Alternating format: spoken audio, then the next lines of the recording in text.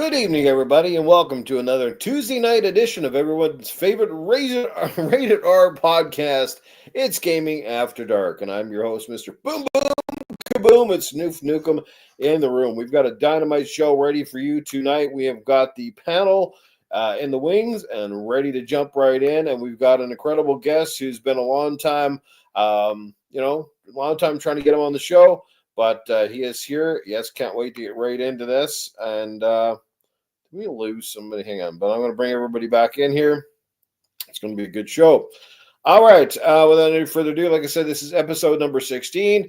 Tonight we're going to be chatting a little bit about Forza Horizon 5 and about its the latest announcement. Kind of came out of the blue that it's going to the PlayStation, potentially the Nintendo Switch.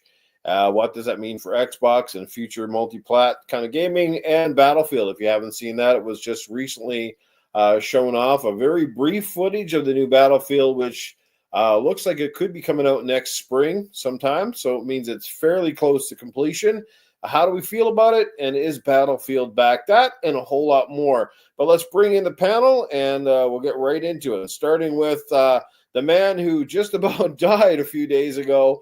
And we were pretty concerned about him, but it's good to have him back on the show. So here you go. I'm going to say one defibrillator away from kissing it goodnight, but here he is. He's back at Gaming After Dark. Proto Foxy. Hey, everyone. Your friendly neighborhood Red Menace. Fresh out the hospital. Fresh with a fucking pacemaker, apparently. And, yeah, I wouldn't miss this anyway. It's Tuesday night. I had to be here, man. I had to be here for Gaming After Dark. Wasn't gonna let a fucking heart attack beat me. Well, you definitely just put the dead back in dedication. There you go. There you go. I fucking love it, man. Let's do this. I'm ready to tear into it. Episode 16, man. Only way to have it, baby. Awesome. Well, we're glad that you're here. Obviously, like I said, been a crazy week for you, but we're just happy that you're back, and it sounds like you're good spirits, and and you got support of some good people behind you. So hey, and much love to everybody, man. I appreciate it, and I appreciate all of you guys and everything like that. And I was unsure about being here today, but after all was said and done, I felt really good, and it's just like, fuck it, man. Why am I going to sit here and fucking rot, man? I'm going to get on and keep doing what I do. Amen to that, brother. Amen to that. Hell yeah. And like I said, just in time to talk about all the news and lots of great games coming down the pipeline. Exactly. All right. The man with the Garfield background. Yes, the one with the massive opinions. It's the Game Complainers, a.k.a. Perry is here in the house. What is going on, everybody? Proto, we're happy to have you back. Thanks, man. I appreciate it. Glad I'm still here. Oh, yeah. No, we're all glad. And we're glad you're here, Perry. It wouldn't be the same without you. Never is. Never is. Somebody's got to be the anchor on a show, right? When Nukem goes off the hinges. There it is. Oh, all right.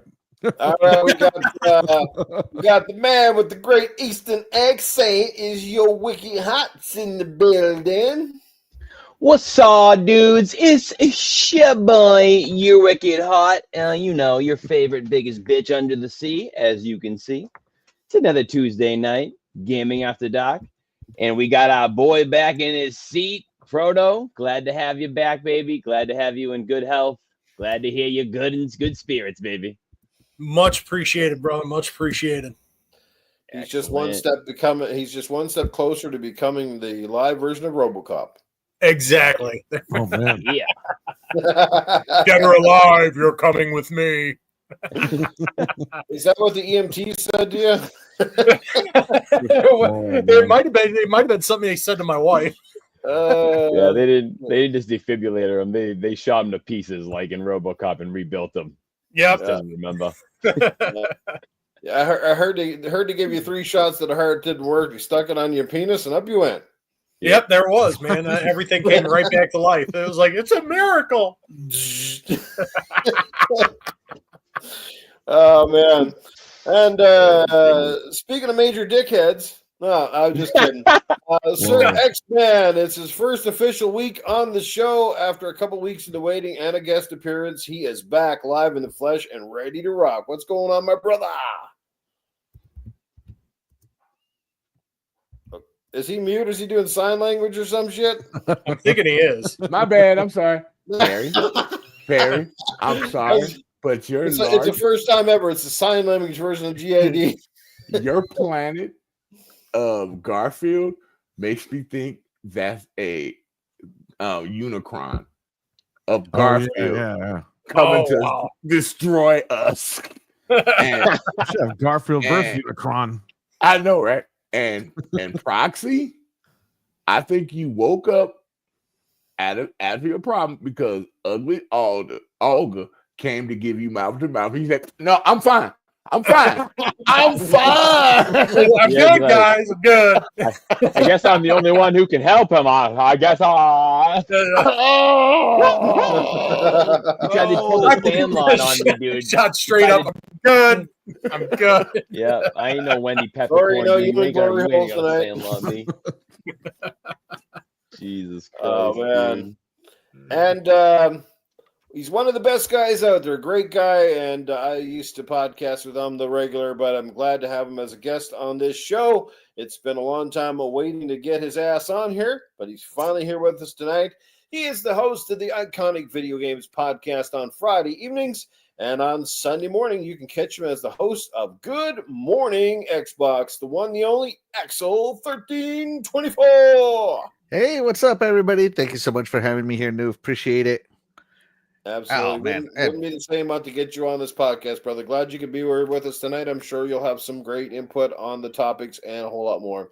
Let's give a shout out to the chat real quick before we get right into the meat and potatoes. We got some incredible people in the house tonight, including the one and the only, always usually here is Doggy Dog 420, also a co-panel member of the Iconic Video Games podcast with Axel on Friday nights. So hello, Doggy Dog. Woof, woof. Good to see him in the house. We got Wesson. He's in the building tonight. Good to see you, Wesson. Who else we got going on here right now? I'm just going to catch up on this chat. Scroll on down. I see Draven Arrows here. We got Talos Ray in the building. We got Anthony's in the house. What's going on, brother? We got Cougar Man. Well, good to see Cougar Man. We've also got let's see here. Pink Pickles is in the building, just around the corner. Good to see Pink. We got Venge in the house. We got Frank Faza 928. Good to see you in the building as well. Yeah, we got a great crew already, and it's just early into the show. All right, real quick, everybody, what's been the main game you've been playing this past week? Starting at the bottom of the screen that I see on my screen, we're going to start with UrW1cked HaWt. What's been keeping you busy, bro? Ooh, let's see. Well, they did announce that the DLC should be coming this year for the Division 2. So I actually replayed it on the PlayStation 5. So I replayed it on that. And other than that, just a little bit of Marvel Rivals with some of my boys. And that's about it, man. Just back and forth. Waiting for Avowed. Trying to save myself. Indeed. Are you embarrassed to talk about the SpongeBob game? What? Oh, I'll talk about SpongeBob all day, every day. He was telling me about the sponge bath he had. That's what he was talking about. Yeah. Oh, man. Me and you, we can just go into a closet. We can talk about SpongeBob together if you want, X-Man. I'm not squeezing nothing. I got a nice little tight closet. Yeah, he'll scrub your head if you scrub his. There you go. Please do not come to Chicago because I can't run anymore. I'm too old. We gonna take a sponge bath for real. Oh my god. Oh shit. Sir X-Man, what have you been playing, brother? Battlefield, apparently. Battlefield on PC and Xbox. Nice. Ninja Gaiden on PC and Xbox. Either playing my heart with spades. I gotta play my cards. And that's pretty much it. But thanks to what Perry told me, I got new adventures to go to this month. Yeah. There you go. Nice. Guest Axel, what's been keeping you busy, sir? Yeah, so I finished a game called Kuritsugami Path of the Goddess this last week. It's if you ever played Okami, it's kind of got the same vein as Okami. Mm-hmm. So for those of you who are Okami fans, it's out there. And Diablo, man, I'm hooked on Diablo 4, man. The season of the witch just started. Yeah. And I'm all over it, and they just launched a lunar event this week, today, And so, yeah, I'm all over that lunar event as well. As you know, I like the Lunar New Year, and I don't celebrate, but I acknowledge it. And Nice. screw you, doggy. Damn. Shout out to Doggy, man. Every time it's so funny. We get along when we're on camera, but then we tease each other so hard when we're like, I don't know, whenever we see each other on other podcasts. Tell us how you We'll really catch up with the super chats in just a second. Tell us how you really feel. It's a good flow, though. It's a good flow to a little banter. It ain't bad. Yeah. I know. Perry, what have you been playing, sir? Been playing a lot of Code Veronica, and I checked out Spider-Man 2 on PC today. And not bad. Not bad. Yeah, not bad at all. And Code Veronica. Soon you will turn to the dark side. No. Terry starts to like. He's like, "What have I done?" Did I hear right that they were making Code Veronica, or was that just me dreaming? That's everybody dreaming, man. That I think needs you were to be dreaming remade. because your pants were wet when you woke up. No, let's tell me two guys right. we're more rooting for a Dino Crisis. Let's be honest. Ooh. Yeah. Well, you know what? What they say that only a dinosaur wishes for more I dinosaurs. know. Okay, where did you pull that one out of? That's a new original. Hole. I know, right? And Proto Foxy, that's what you're playing, but it sounds like you were playing Knocking on Heaven's Door there for a little bit.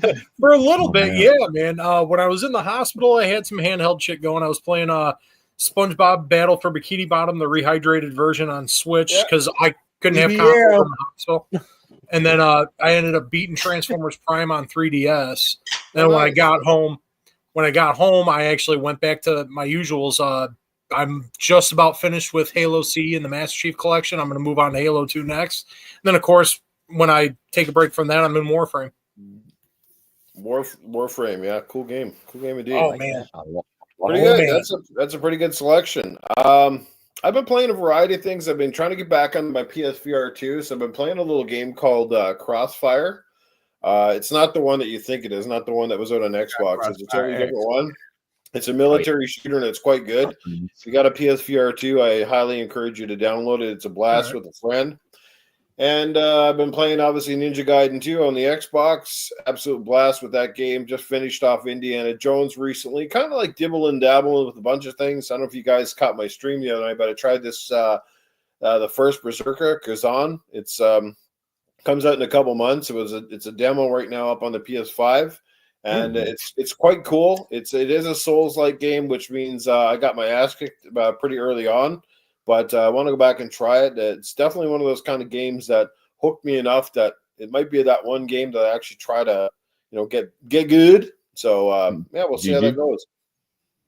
But yeah, playing the whole get good scrub game. Sniper. Let's catch up with those super chats real quick here, guys. So sorry to that, but let's get to those. We do have two. The first one comes in at Doggy Dog. He drops $1.99 in the chat. Take it away, Perry.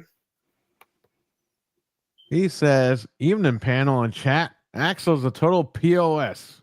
No, I didn't know Axel was a point of sales device. Yeah, no. Point of sale terminal. And Venge, he just drops $1.99 with no commentary.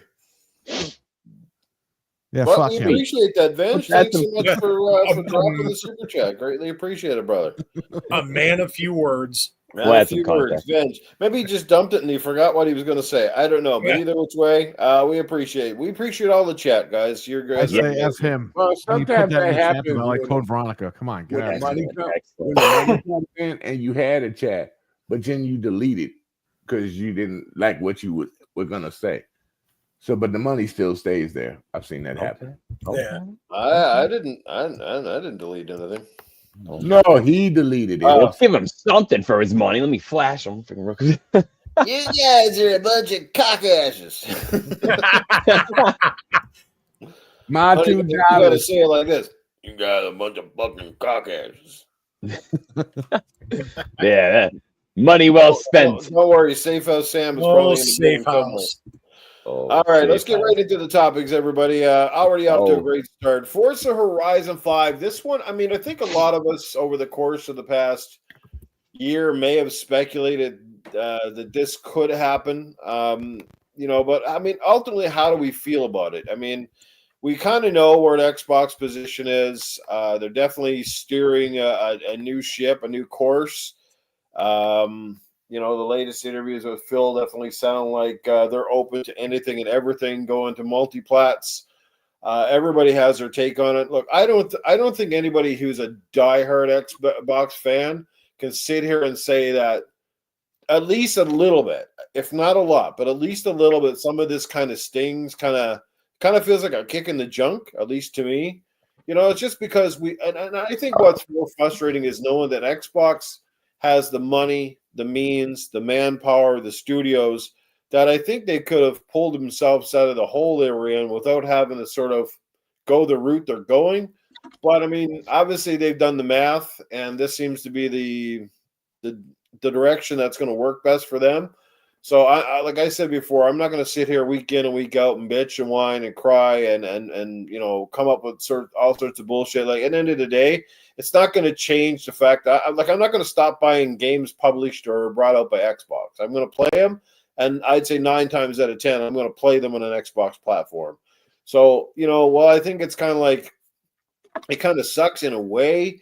It's also very good for gamers. It's very good for PlayStation gamers who haven't come over to the Xbox side because, I mean, Forza Horizon is one hell of a game, especially number 5. It's an amazing game. It deserves to be played by a lot of people.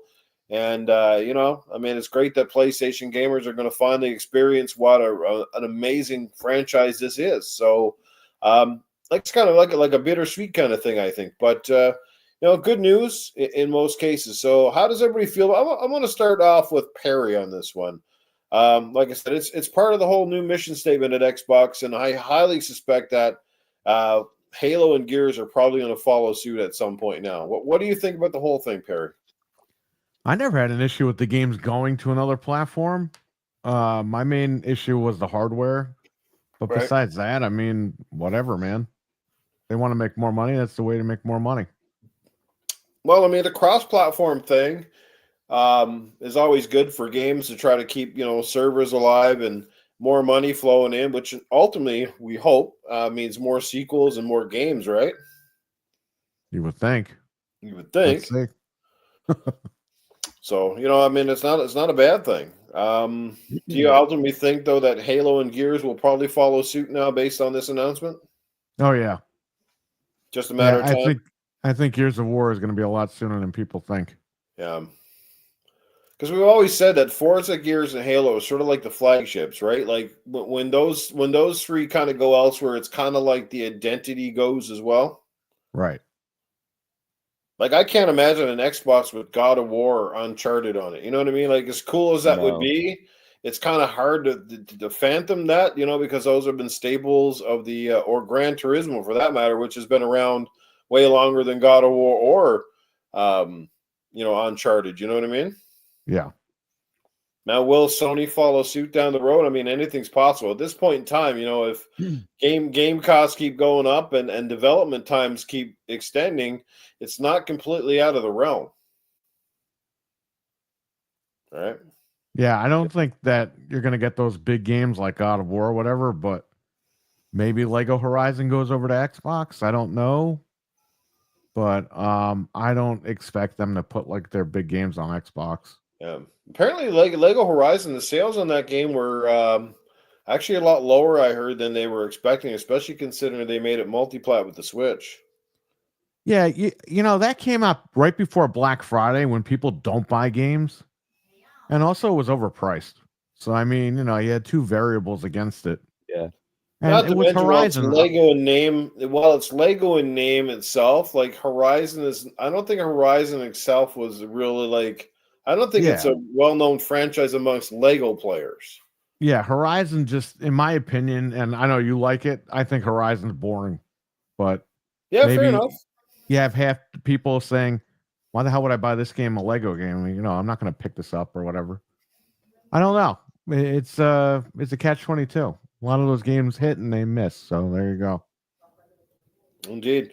Let's go to Sir X-Man, since he is now, like I said, our official fifth member of the panel. Sir X, how do you just kind of feel about this? Is it kind of come as a shock? Could you just kind of see this coming? Like, what's your takeaway? Oh, I don't care. It'll just add to the 30 million people that still continuously play that game between Steam and Xbox. There are 30 million people that still play that game continuously. And it topped out at 40 like about a month and a half ago with people still playing. And so if you want to add more people to the community and you get 20 million more people to play, let it be. That'll keep that game running. Did I hear running. right that they might be making a Switch version? I don't know. I didn't. I can't see it. I think that game would be far too demanding for the original Switch. Yeah, it'd be Switch 2 something. I would say Switch 2, yeah. But remember, I could definitely see that. But remember that that Forza Horizon is made by Playground Games, so that's a totally different thing. Now when you start getting into the motorsport situation, then we should have a problem. Because motorsport is not is the same realm as Gran Turismo. It's a sim. Horizon is an arcade racer, open world, totally different thing. And I see people out there saying, this is gonna be this is gonna be that. Gran Turismo versus a Forza game. They're two totally different types of games. So you can't compare it. One's a sim, one's an arcade racer with a little simcade in it. So they're totally different. So let it go over there. Let them have fun. They don't have enough multiplayer games over there that they can play. Let them enjoy. We got pretty much all the multiplayer games over here. So let them have a few because they need to do like we do on Xbox. You get together to play together. You build a community, and that's what they've been lacking. So let it roll. Okay. But I mean, I guess what I have to ask you, and I'm going to start with Axel on the next one. Sort of what is the Xbox advantage then? If you're going to start putting all these games on competing platforms where you can play anywhere, what is that advantage to gamers to kind of stay with an Xbox? I'm sure Xbox would prefer that people are, still highly engaged in their ecosystem. Is it Game Pass?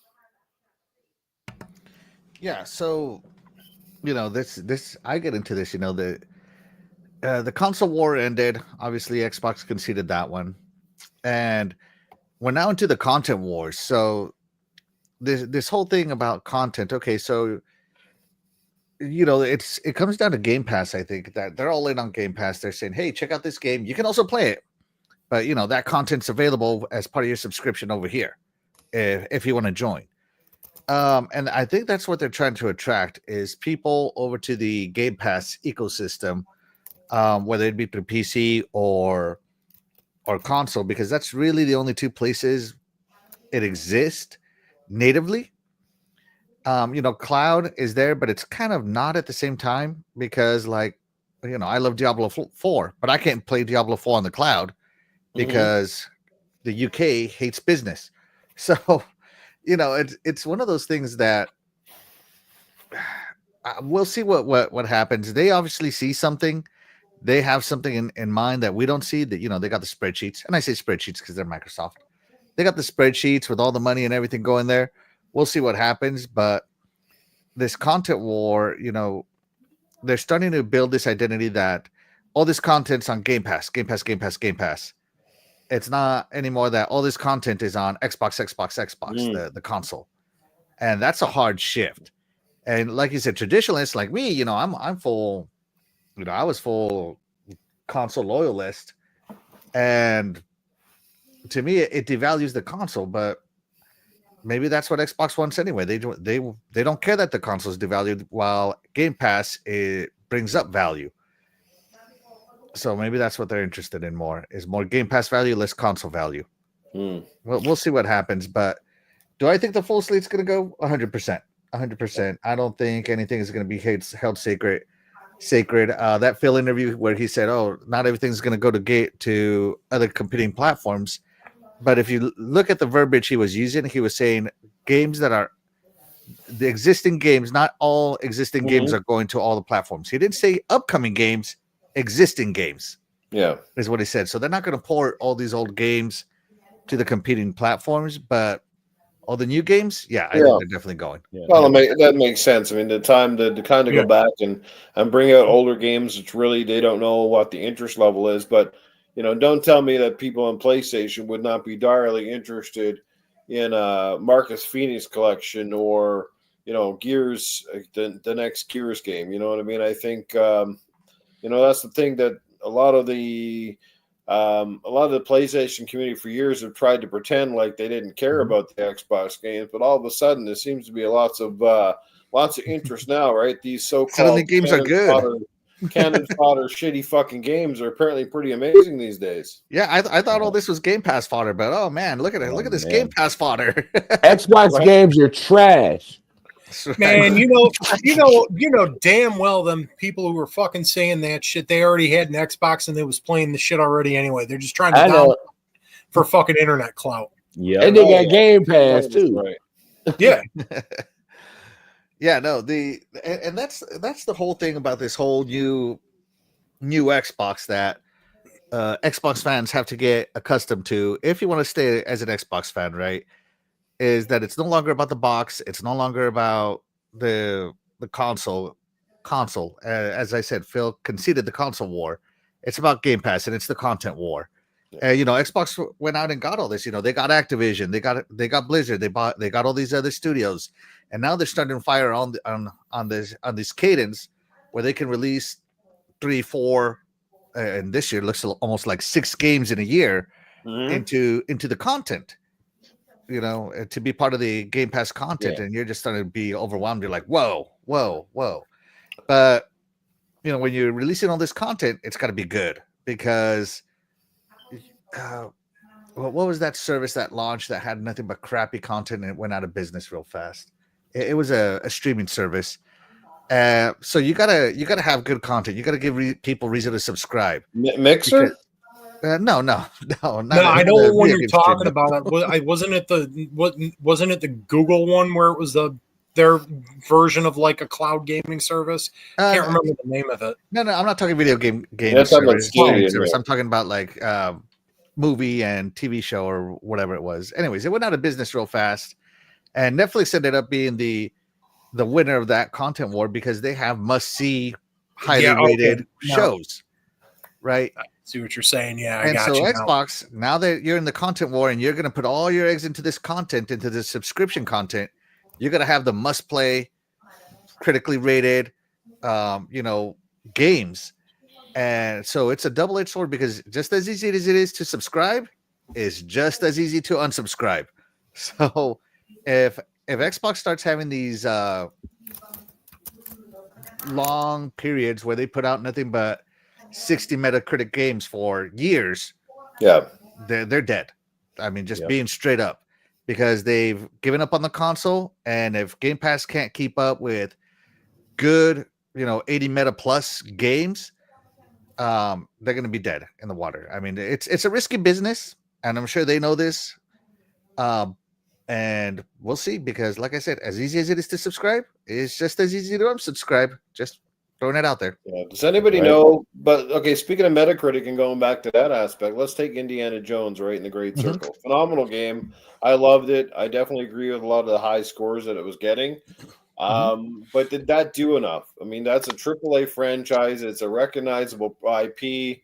The game was well done. Did it move the needle enough? Like, what is going to move the needle? If that didn't move the needle, what will move the needle is the question. So there's your first big one. We've got Avowed coming down the pipe here. Obviously, the announcement of Ninja Gaiden 2 was a huge get, in my opinion, and the opinions of many people for that direct the other day. It's a great game to add to Game Pass. A new IP, but a very recognizable IP, and a Japanese one. And we know how that often resonates with the overseas crowd, and again, building the brand. And as Phil said, if you can't, the gamers aren't going to meet you where you're at, you got to meet them, right? So hence a lot of different ways to play Xbox games, whether it's through a TV or it's through a Fire Stick or it's through the PC or the console or a phone. They're definitely getting out there. They're trying to get that brand out there. But what's going to move the needle for Game Pass? You know what I mean? I think Anante in the chat points it out exactly. Consistency. You know, because the consistency is going to build trust. And that's what Xbox needs, you know, to have good shows, to have subscribers stay, you got to build up on trust. And you do that through good content. And you know, he says, unless you are GTA 6, but I mean, GTA 3, 4, 5, and 6 have all been 90 Metacritic games. So let's come back to, I mean, obviously last year, and I think this might have been the case. So let's take a game like Redfall, right? Redfall was not necessarily as bad as a lot of people made it out to be. It could have definitely used, you know, another 6 months, perhaps, of development time. I think there was lots of potential. They had the right idea with the property. You know, the game looked pretty good. It ran pretty good for the most part, at least when I played it. But we know that obviously Xbox was struggling to get content in the Game Pass, and I think a lot of those games were already long in the tooth coming out of COVID. Like, they needed to get out. I don't know if they were just kind of pushed and kicked in the butt a little bit, because obviously, remember, it came out at 30 frames, and then 4 or 5 months later they patched it and made it run at 60. So do you think maybe that they've learned a big lesson here that you know, they're obviously committed to their IPs and they want to put them out, but now you think that Microsoft's a little more accepting or a little less reluctant to put out some of these games now that still need that time in the oven? I hope so. You know, one of my biggest gripes, you know, with Redfall 30 frames, you bring it up, is that I don't see why games can't be 60. Every game has gotten a 60 patch, a 60 FPS patch. And why can't they be 60 out of the gate? I mean, the competition, the closest console competitor to you, PlayStation, all their first parties launched day one at 60. They don't make excuses. They don't say, oh, you know, we want all the fidelity and all that crap. They say, oh yeah, we're going to give you all this fidelity plus 60.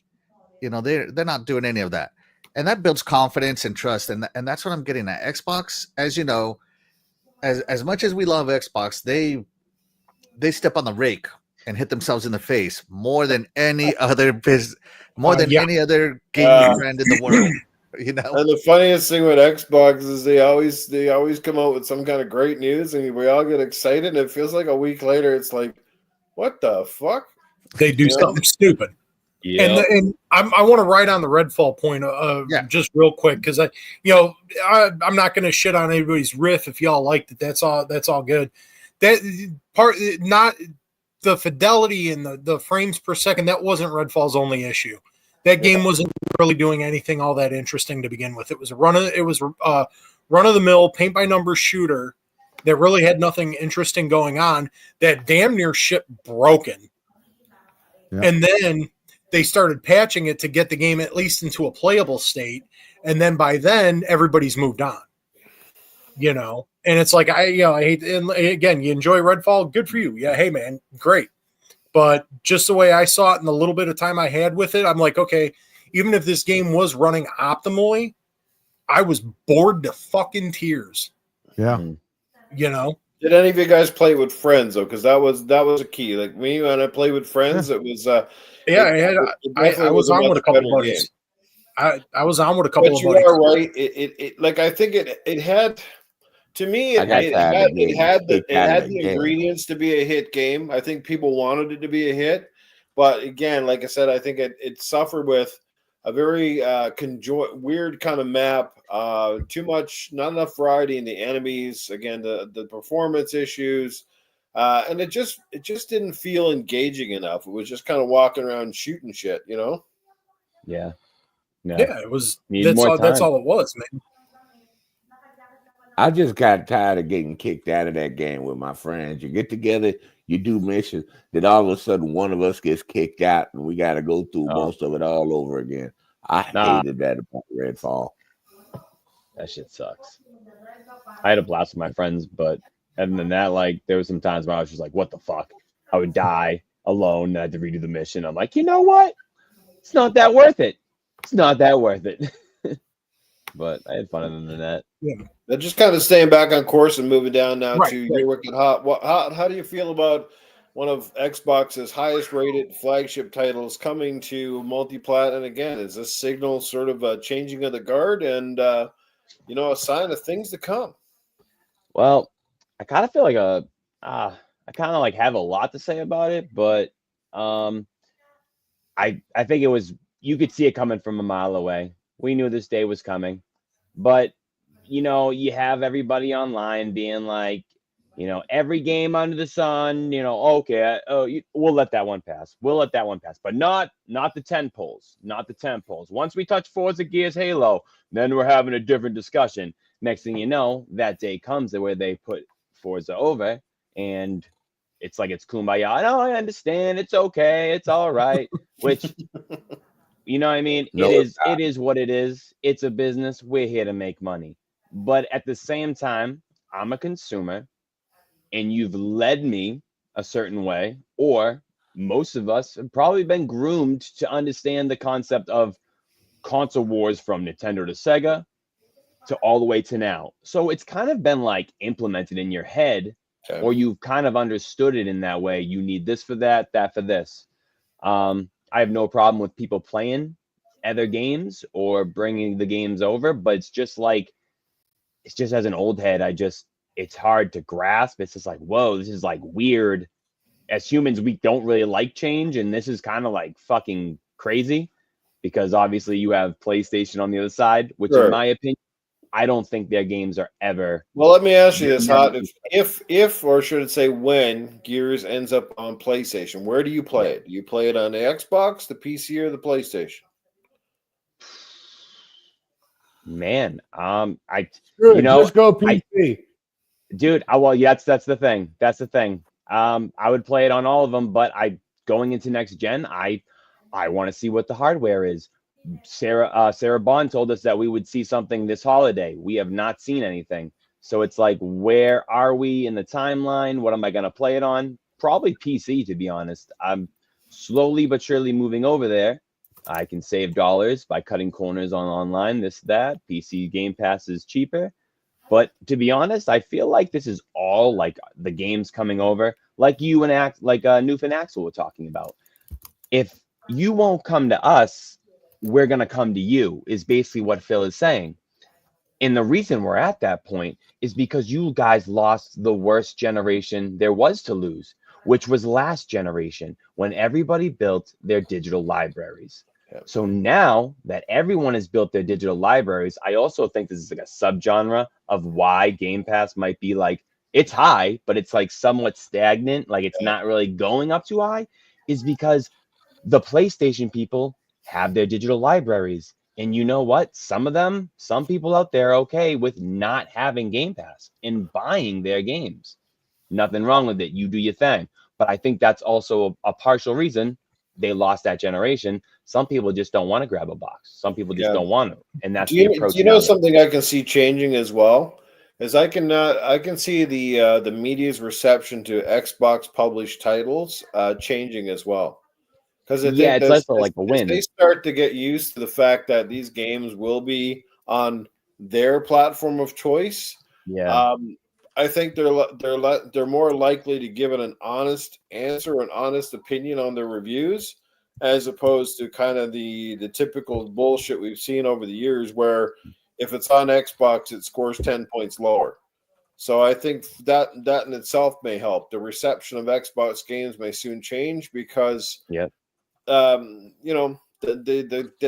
media can't hide their bias now. You know what I mean? Exactly. They're kind of like, with their game plan, they're almost slashing out a narrative at the same time. You know what I mean? It's like, hey, our games are coming everywhere, so this Xbox tax, it's kind of going to be shoved under the rug, because you're gonna feel some sort of way if you're like, oh, this is a crappy game. Wait a minute, it's on PlayStation 2. Shit. So by the way, give it a 90. Give it a 90, Jim. Jago wants to know if you got a whole closet of that shirt. No, I only throw this on when we podcast. There's only one of these shirts. Okay. I wear this one because it's cold as hell in my basement. So the no sleeves mafia up here. Let it breathe. Let it breathe. Oh man, it's Riddick. It's Riddick. Yeah. Well, no, I think I got to agree with Infinite a little bit on that. It's, they just can't throw money at something and be successful. They got to be passionate about it. And when you're passionate about something, you got the right teams behind it. It generally is successful.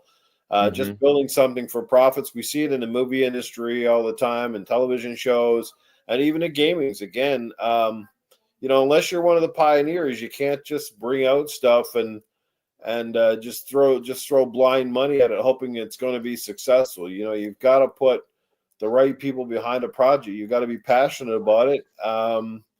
And again, you got to cater to your core audience. You can't go chasing audiences that don't exist.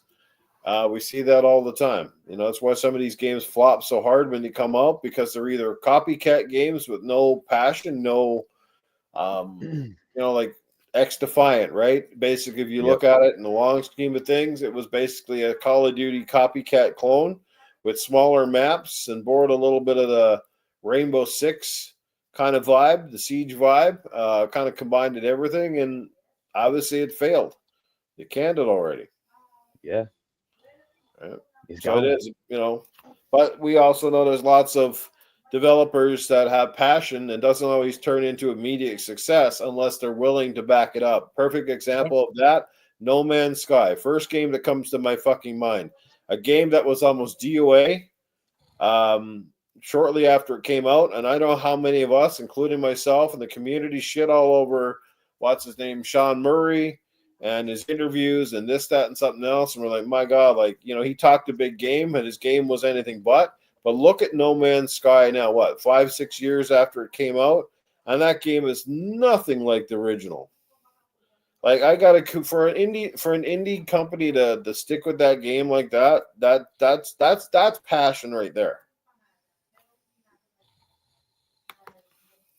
Yeah, and No Man's Sky just released the Worlds 2 update, which, from what I hear, is pretty awesome. Whether you still like it or you don't, like, I've gone back and played it several times, and I can see the immediate improvements in that game. And in VR, it's freaking really, really damn cool. It is what it is. You're either going to like it or you're not. There's a lot of, what do you call it, like material collecting and stuff, I guess, about that game that kind of gets on my nerves a little bit.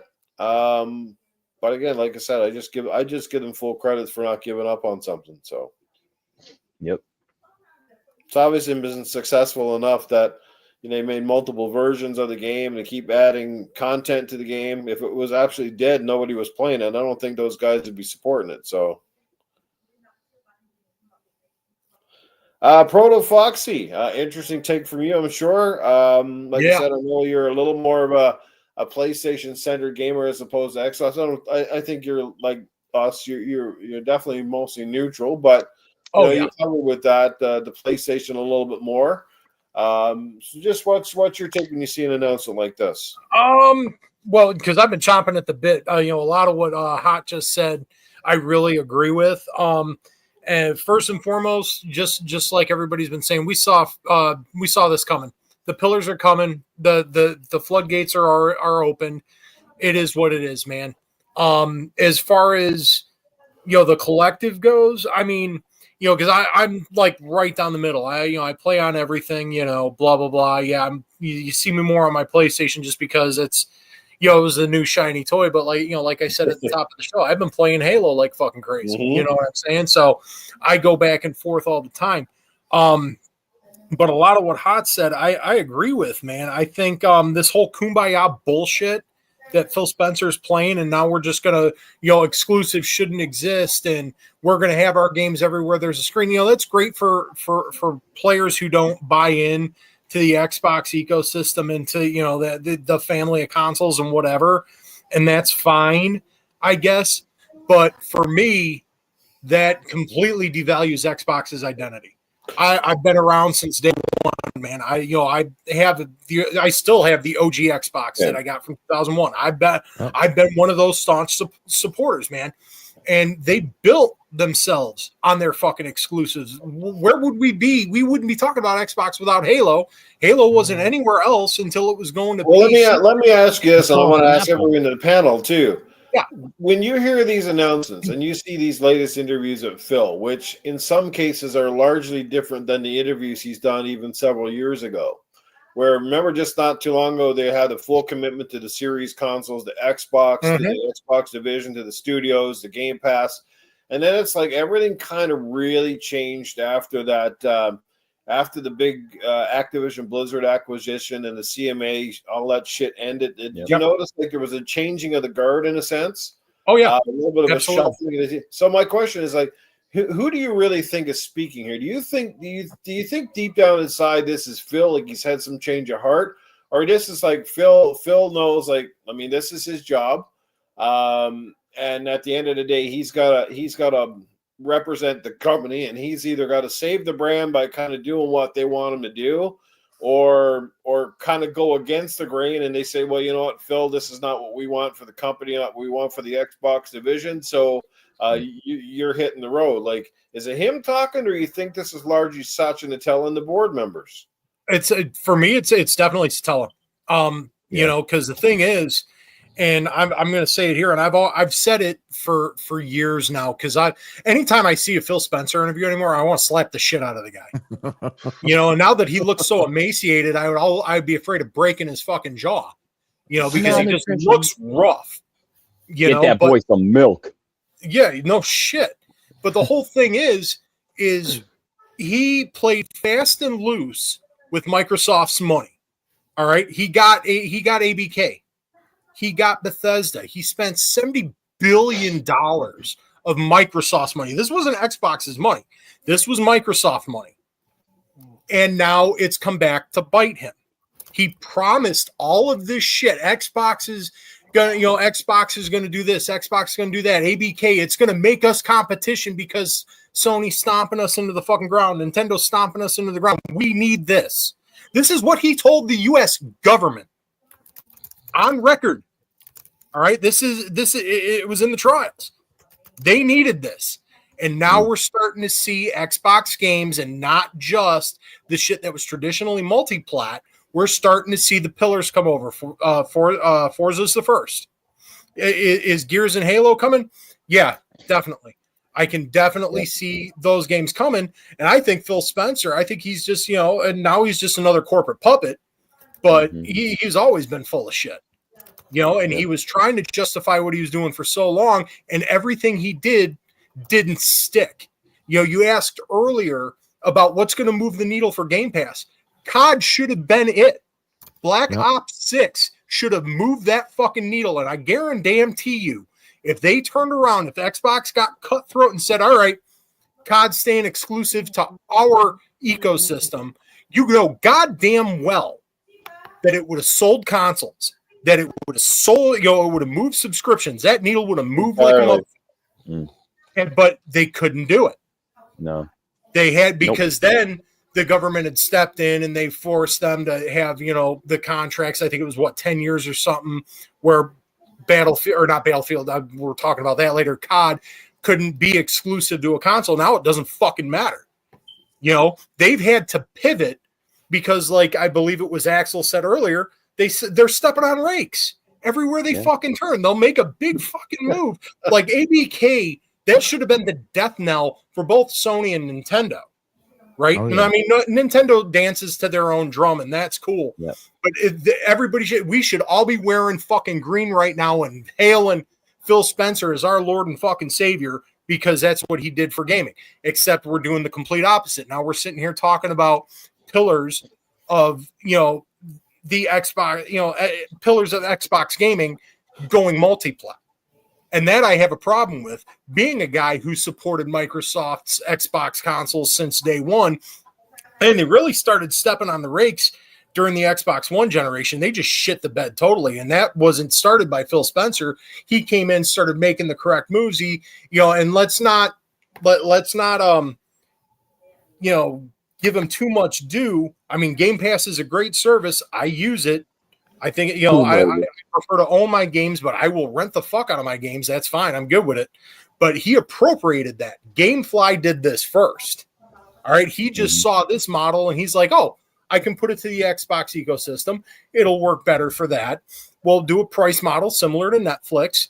Boom, there it goes. That should have printed fucking money for Xbox. Why are we even talking about them putting their games on other consoles? You know what I'm saying? Yeah. I mean, it burns me up. When they say that this is a win for all gamers, don't you believe there's a large portion of truth to that? Because if you're an Xbox only person gamer, or that's the only console you really have, nothing changes for us though. No, for sure, nothing changes. They're still going to bring out the games. The only way I could see us really getting the feathers ruffled is if all of a sudden they bring out Xbox made and published games that were all looking and running way better on the competitors' platforms. Then I'd be definitely pissed off. Right. And we don't know that yet because I don't want to say we're at the beginning because we've had the 4 games already. And Sea of Thieves, everybody dogged that game when it was, when it launched on Xbox because, again, it was unfinished. Now the PlayStation 5 version, of course, you got all the bootlickers out there on social media going, hey, everybody loves Xbox games. Sea of Thieves is doing real great. It's top selling on PlayStation. Well, no shit, because we got a complete fucking version of the game, right? I hate to sound this way, and I don't want to sound like I'm fanning flames. No, let it out. We beta tested it. But yeah, exactly. That's it. Beta testing. That's exactly what I was going to say. Xbox people beta tested their own fucking exclusive to go to other fucking consoles. Yeah. You know what I mean? It's like this should have been, and I get it for gamers in general and consumers in general. This is awesome. I don't have to worry about going out and getting another Xbox console because hell, if I want to play something that, something new, it's just going to go on PS5 like Indiana Jones. If I don't fire it up on my PC, it's going to be on PS5 in a couple of months. Doom Dark Ages, that's day and date. And I can already tell you now that's going to be my game of the year. Spoiler alert, everybody. You come back to the show in December. I'm still going to ask you. Hey, Foxy. When you were in the hospital for the heart thing, did you see the gates and then you got zapped back down because you're a brand new person today? It's like I don't know. They only gave him Xbox to play while he was there. Yeah, it was because I didn't have anything to play but my handheld. But it's just that pacemaker, man, it's got him hyped up without the caffeine. Yeah, exactly. New lease on life, I guess, right? Hungry dog in a cage, bro. Proto went into heaven where he found out that they only catered to the dead console, so all he could find was the Atari Jaguar and the 3DO. Hey, I like my 3DO. Oh man, he went up to heaven and asked. If you end up in hell, you're stuck playing the Virtual Boy for the eternity. Oh, that's definitely hell for sure. God damn, I'll be cross-eyed for eternity. But and the thing is, it like for you have to play ET for eternity. Oh gosh. Oh man.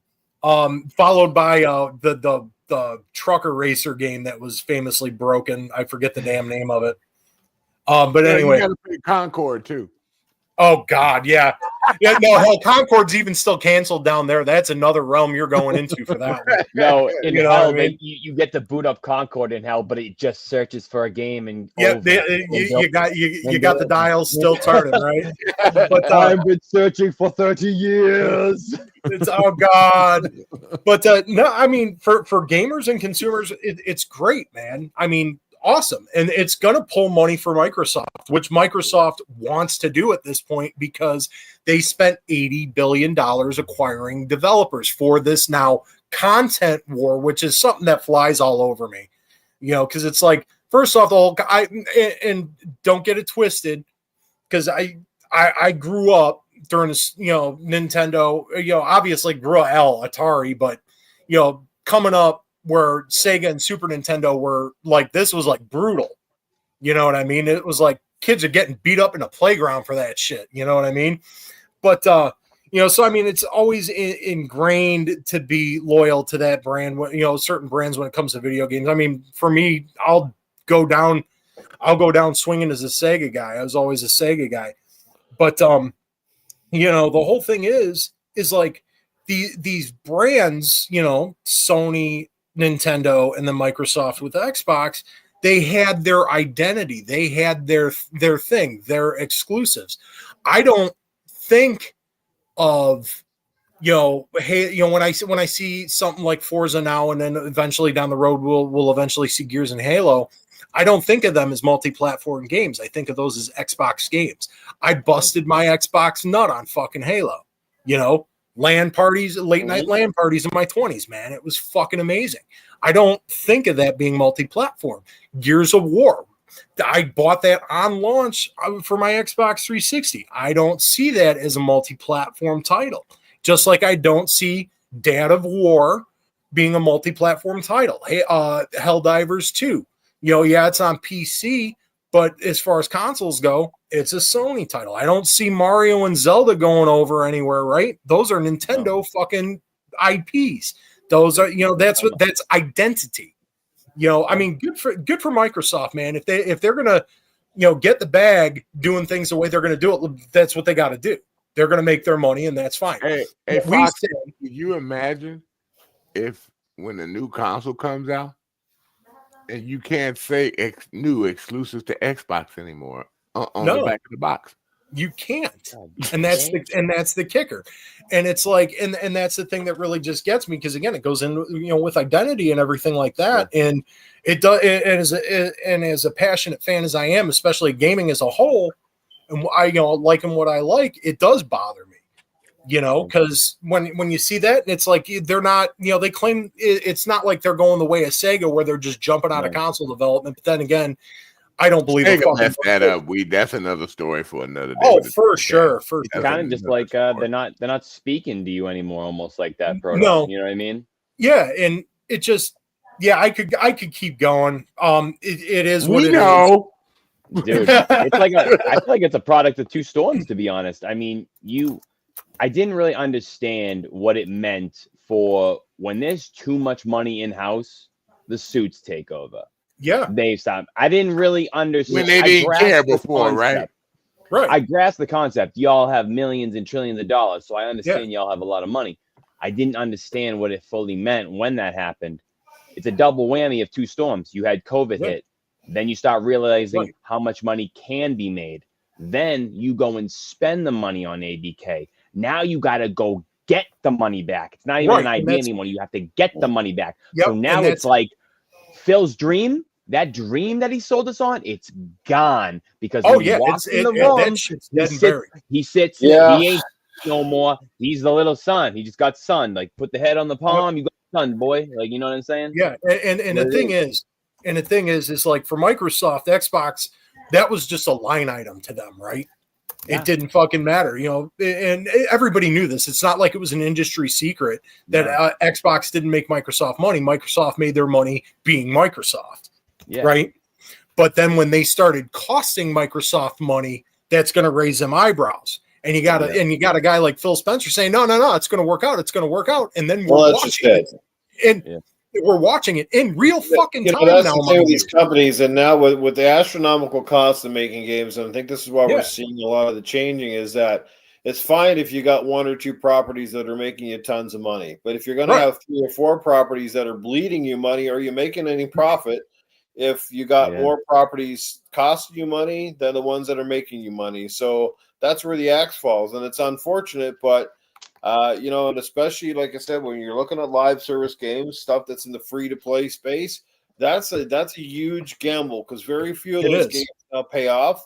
And I think in the next 10 years, you're going to see a lot less of them, because only a handful are going to survive. The games that have grown a large enough base that they can continue, but anybody that's new, that's a fucking risky proposition.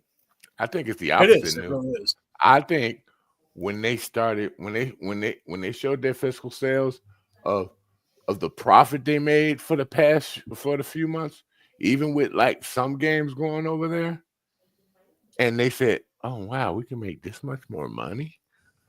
Let's see what else we can put over there to make a profit." That's what I think happened.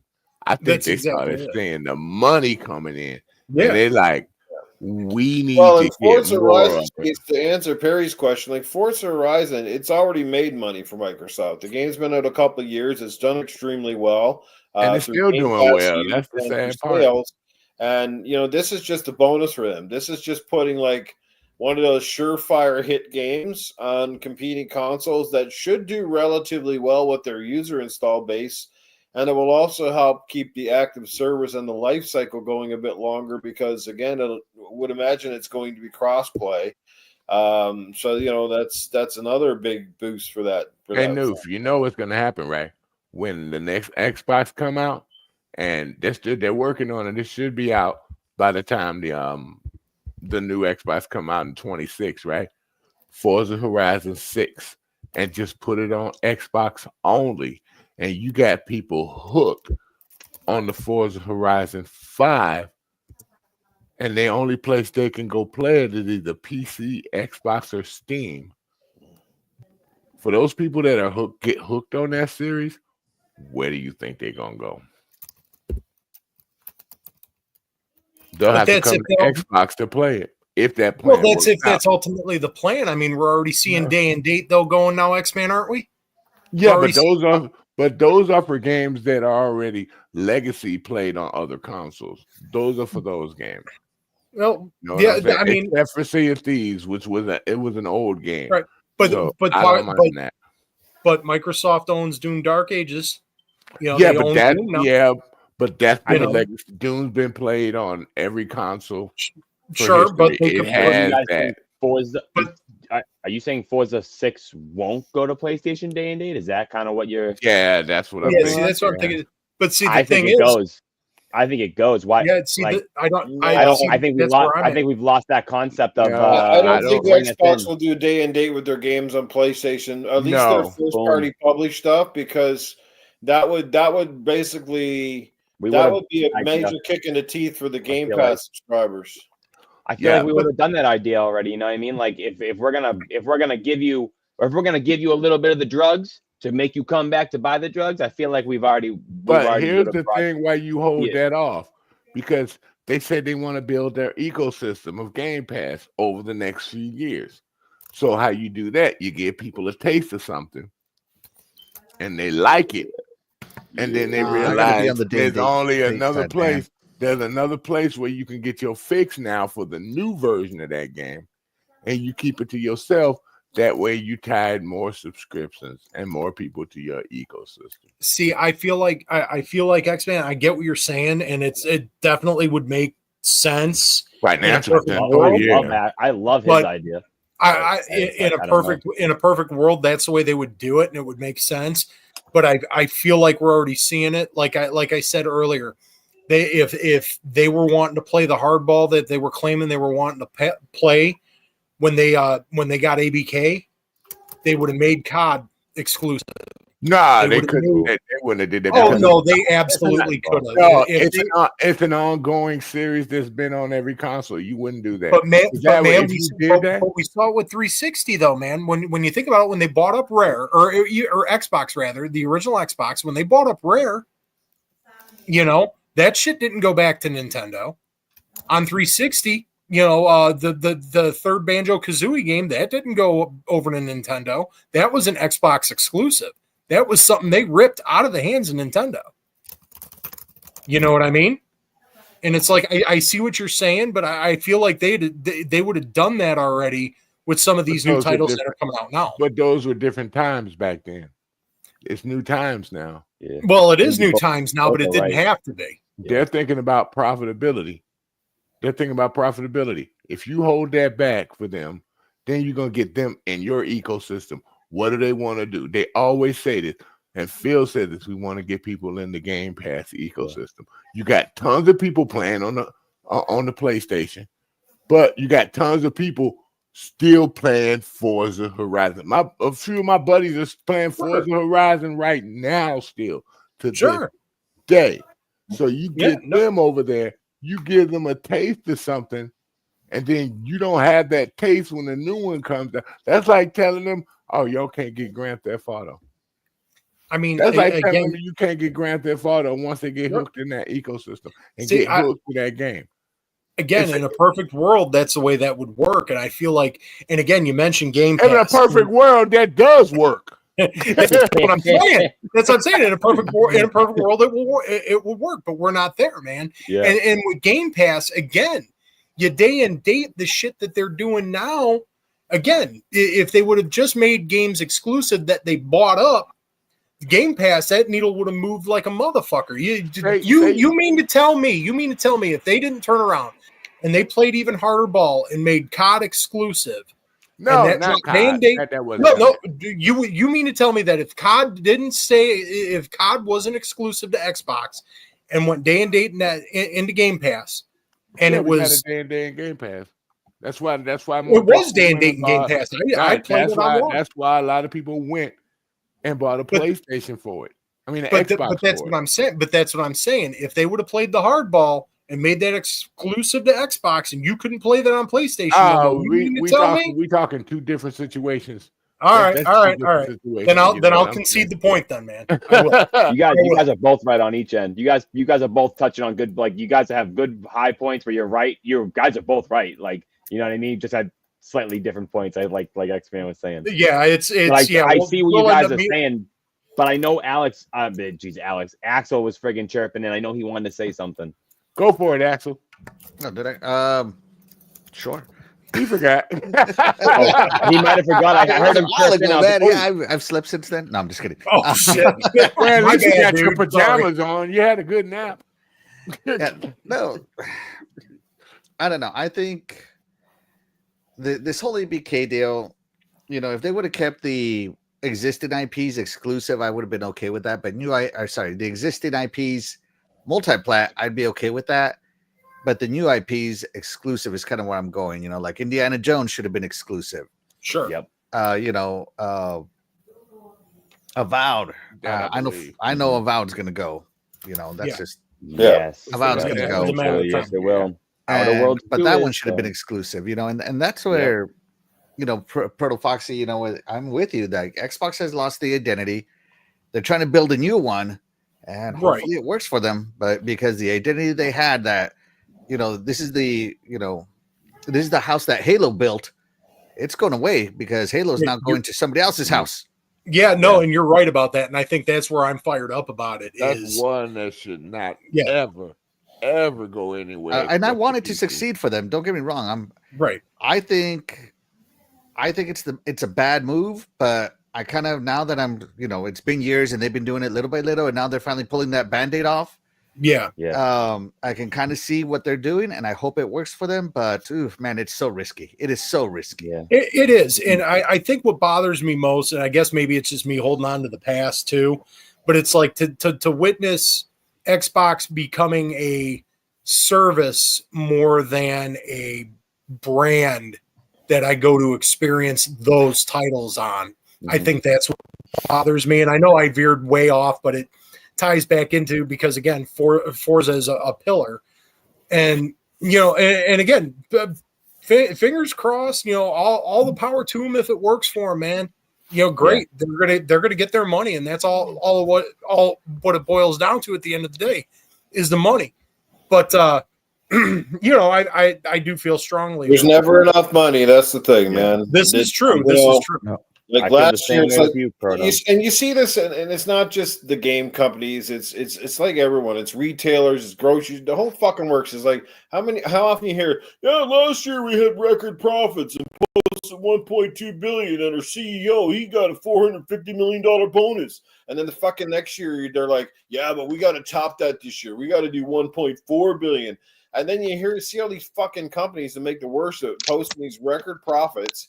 And CEOs getting big ass bonuses, and then they're fucking laying off studio people, and they're laying off this person and that person. I'm like, go fucking lay yourselves off, you dirty, greedy bastards. Right. I know. You don't need all that money. It's always the low man. It's always the low man on the totem pole. Yeah. And that sucks because it's always the ones in the ivory towers. If you're fucking rich, you're rich. If you're making fucking money, you're making money. Like this is still rich, right? You're still fucking rich. Okay, this year I lost $100 million, but does that mean you actually lost money? You just didn't make as much as last year. You know what I mean? It's still sustainable. You claim it as a loss in your taxes. I mean, you get mostly half of it back. Yeah, I know. Like Elon Musk, he can lose $100 million, and he wouldn't even be like you losing a $5 bill out of your wallet. He wouldn't even know it was hardly gone. Like, right. You know what I mean? And yet they're complaining about it, like their company's going to go bankrupt. Like they're so full of shit.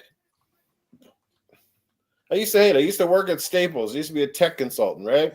And fucking every goddamn day, you'd be like, you'd walk in, you'd sell like, I'd do like, $1,500 worth of computers and fucking software. And the next day, the manager would be like, well, you did 1,500 yesterday. Maybe today you can do like 2, like 2,000. Yep. And it's this fucking mantra every friggin' day. And it gets tiring. Meanwhile, he's just sitting in a chair not doing nothing. Hell yeah. That's right. Hell yeah. And then when they cut the people out that did all the fucking work, they cry themselves to sleep on their fucking yachts, right? Mm-hmm. The studios go out and make like 7 or 8 hits in a row, and it's like yay. And then the moment they have one like sort of semi flop, it's kind of like you guys are fucking done. Yeah. In the meanwhile, his bonus is like $4 million at the end of the year. Right. It's fucked up. Yeah, it is, and that's the greater commentary. That's the way of the world. That's the way it's always been. That's the way it's going to continue to be. And there's not much really we can do about it. Again, even back in the Romans day, we got is when we don't like something, we speak with our wallet.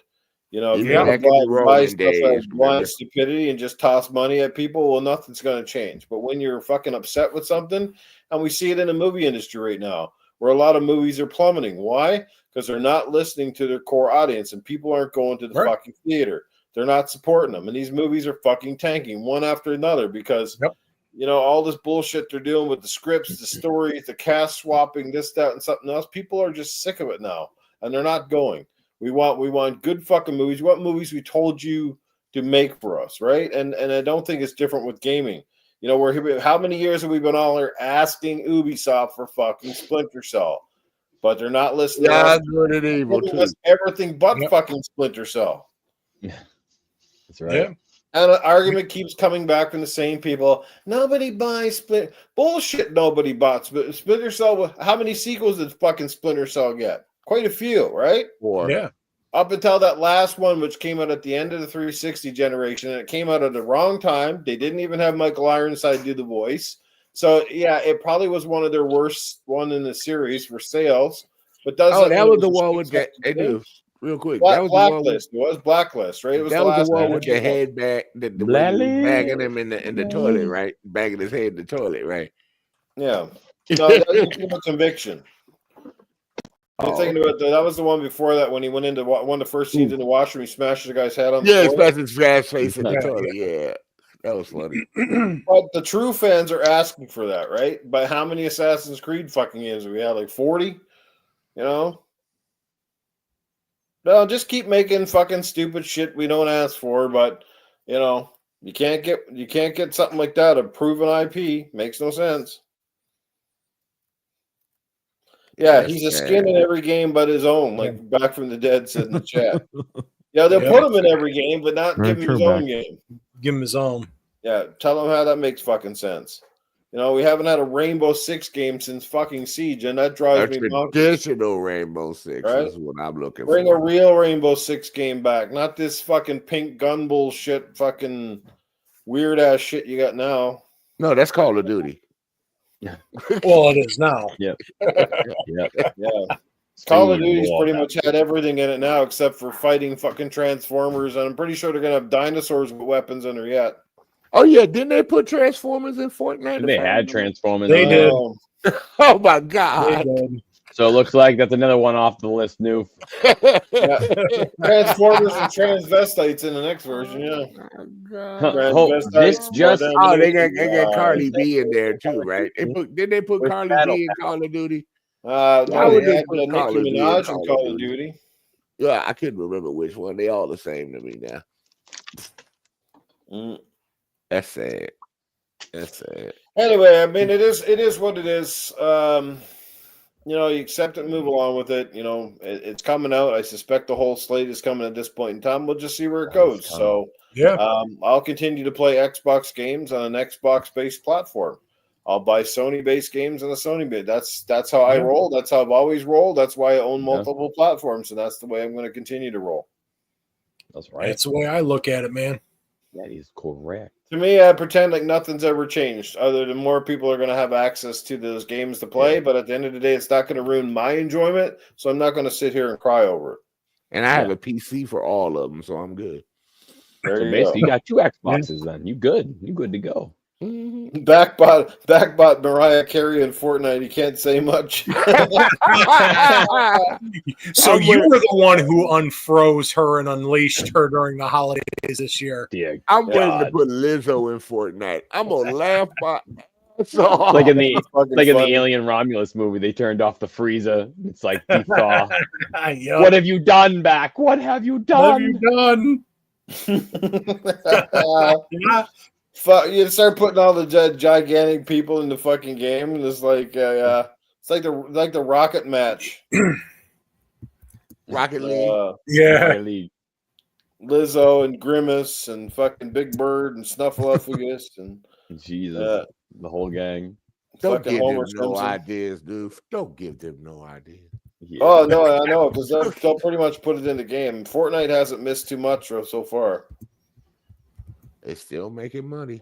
Yeah, I'm with Dizzy, man. I can't stand these $30 character skins, man. This is where the game industry has gone stupid. And $30? $30 skins on Yeah, it's games fucking you already paid. ridiculous, That's man. the thing. $30 skins on games you're already paying $90 to buy. What the fuck? How Right? much was Mariah Carey? I'm gonna That's $30 cut them some slack for the games that are free to play. But when you're fucking Call of Duty and you're charging like $20 and $25 for fucking characters and a gun and shit, come on, guys. That nobody's really gonna see the character fuck it, because they're you're all- too busy shooting them. Hang them. That's funny. Frank said if Grimace goes to any game, we'll pay whatever price it is. Hank Hill versus Grimace. Oh fuck. Oh man, remember that made me think about the Sneak King.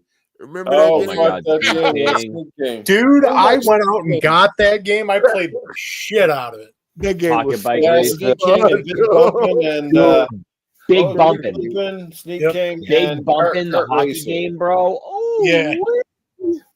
I loved Big That bumping. game was so much fun. Bumper car Bro. games, yeah. And you Those got a are meal pretty with good it, like games for the fucking- price you paid for them. They gotta don't make make them. Yeah, they were only like $5, man. Yeah, it was easy. You want to Oh, buy man, a that was awesome. go and buy a hamburger combo and get a game for a couple bucks. It was compatible on the 360 and on the original Xbox One.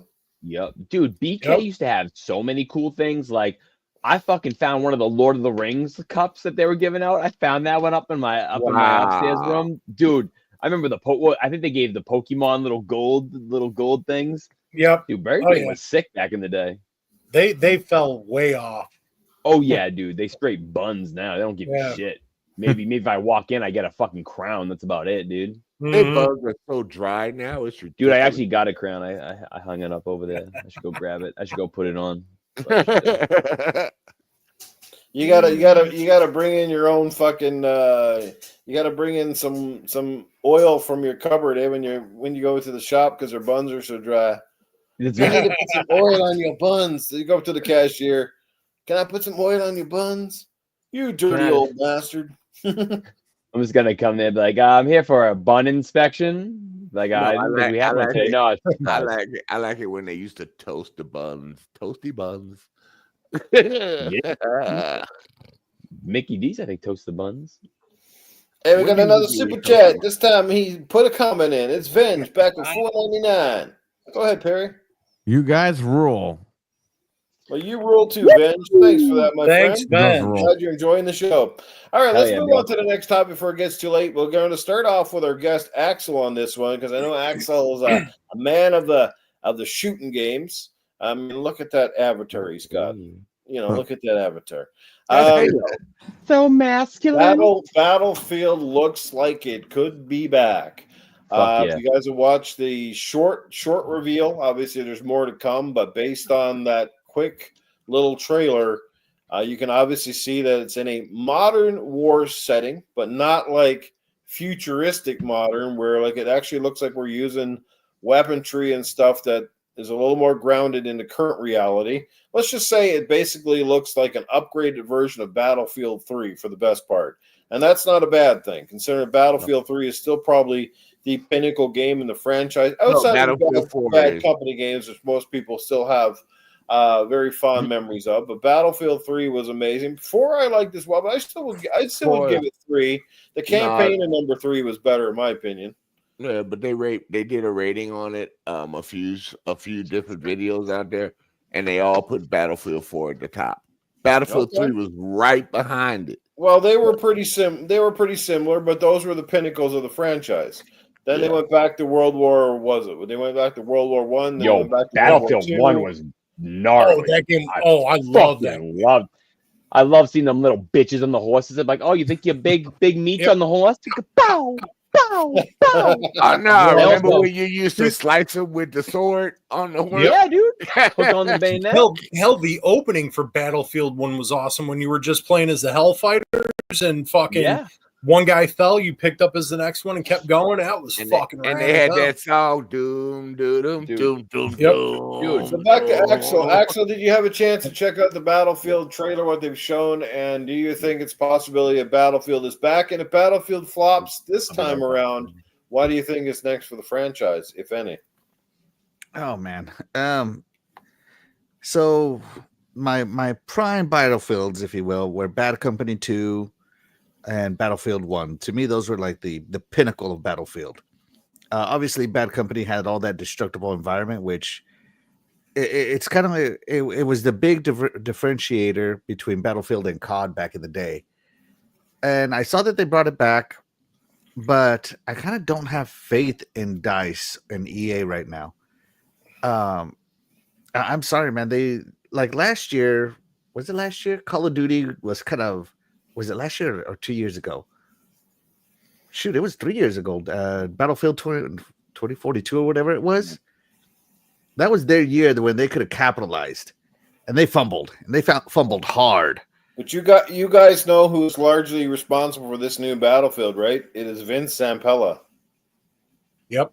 Vince Zampella, the COD master himself, the man who made Titanfall, the man who helped make Apex, and he is now helping lead that studio on this game. So that's where my hopes are very high. I think the campaign is going to be great, but Battlefield has always been about multiplayer to me, right? Because I don't know, I just love trolling people online. I'm not good. Like I'm not playing to win. I'm playing to troll, right? So it's and if the environments aren't destructible and if I can't do troll things to them, I just don't have fun. And so we'll see what happens.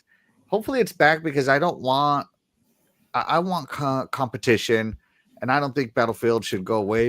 And I kind of like that there's been a big gap between the last Battlefield and this Battlefield, and it looks like it's not even going to come out this year. But it looks like a big gap, and they want people to they're opening it up to a bunch of people to play test it, and they're saying we really want your feedback, right? So I think they're doing the right thing to see if what they built survives. Because if you notice, like a lot of these games, they take a long time to make. So they'll start the game based on what's hot in 2022, 2023, whatever. But it won't come out for a few years, and by that time that flavor has soured and people hate it. So we'll see what happens to this. I don't know. I have doubts. I have my doubts. I'm hopeful, but I have doubts. Well, it's like, I mean, obviously, after Call of Duty, Battlefield is certainly one of the most recognizable and biggest shooters out there. Mm-hmm. It doesn't have as big of a following, obviously, because I think here's the thing. If you're a COD guy, I think you can like both franchises, but anybody can tell you, and I can certainly tell you, that even if you do own both franchises, you play them for different reasons. Because honestly, when I go over to Battlefield, the way I play and the way my stats line up are not anywhere like Call of Duty. Call of Duty is one of those easier to pick up and play, jump in, run and gun, Rambo type of shit. But Battlefield, and that's why Battlefield, because I think that's the problem. A lot of people never really go through the tutorials. They never really learn how to play Battlefield effectively. That's the problem. They pick up the game, they run, but and the one thing I can tell you, running with randoms, not cool. Got to get the right people. You got to know about the classes. You got to know how to run what, when to run it. It's a more strategic game, and if you got the right group in Battlefield, it becomes immensely fun. You know when to defend, know when to attack, know how to roll a vehicle, know how to pair up with your squadron. Like, that's what bugs me at Call of Duty, right? You get it, like, you're trying to put, especially the strategic modes in COD, and you got everybody that plays like every game mode. They play it like team deathmatch, or just either fucking camping or they're running around like chickens with their heads cut off. And it's so fucking disjointed. It's fun, but it's fucking disjointed. Like I said, COD appeals to the fucking ADHD people in us, and Battlefield is about the fucking but the OCD people in us, right? Just let me blow up my tanks. That's all it's a slow and steady approach. Yeah, it's a slow and steady strategical approach, and both games can be equally good. I think Battlefield 2042, I mean, it tried to do too much, and then it didn't do enough, and they cut out the campaign, first of all. So for people that didn't care for the multiplayer, they were kind of hooped. And it looked really good in the trailers, but when it finally launched, it was kind of like, what the fuck is this? And the destruction wasn't near as good, and just, I don't know. It just felt messy, that one. And maybe it's because they also tried to make it run on the older consoles, and you could tell it's a game that largely wasn't really meant to be on older hardware. I don't know. But here's the thing, Noof. Today I had a match that was 66 minutes. Battlefield is not for the short call game like Call of Duty is. No. Battlefield game is so strategic that you have long battles. You've played with me, Noof. You know how long that battle was. You was like, shit. Those can be a while. But you got ready to sit down, that's for sure. Yeah, and you finally at least you had time to get the feel and see what you liked and what you didn't like and what you like doing. So Battlefield is like, I hate to say it, it's not one of them quick shooters. It's one of them where you have to be methodical in your play. You have to plan it out. You do have to work with your team, and to get the win. And it ain't all about, the thing is, you can be at the top even without like 100 points shooting people and stuff like that. You can be at the top by doing the objectives.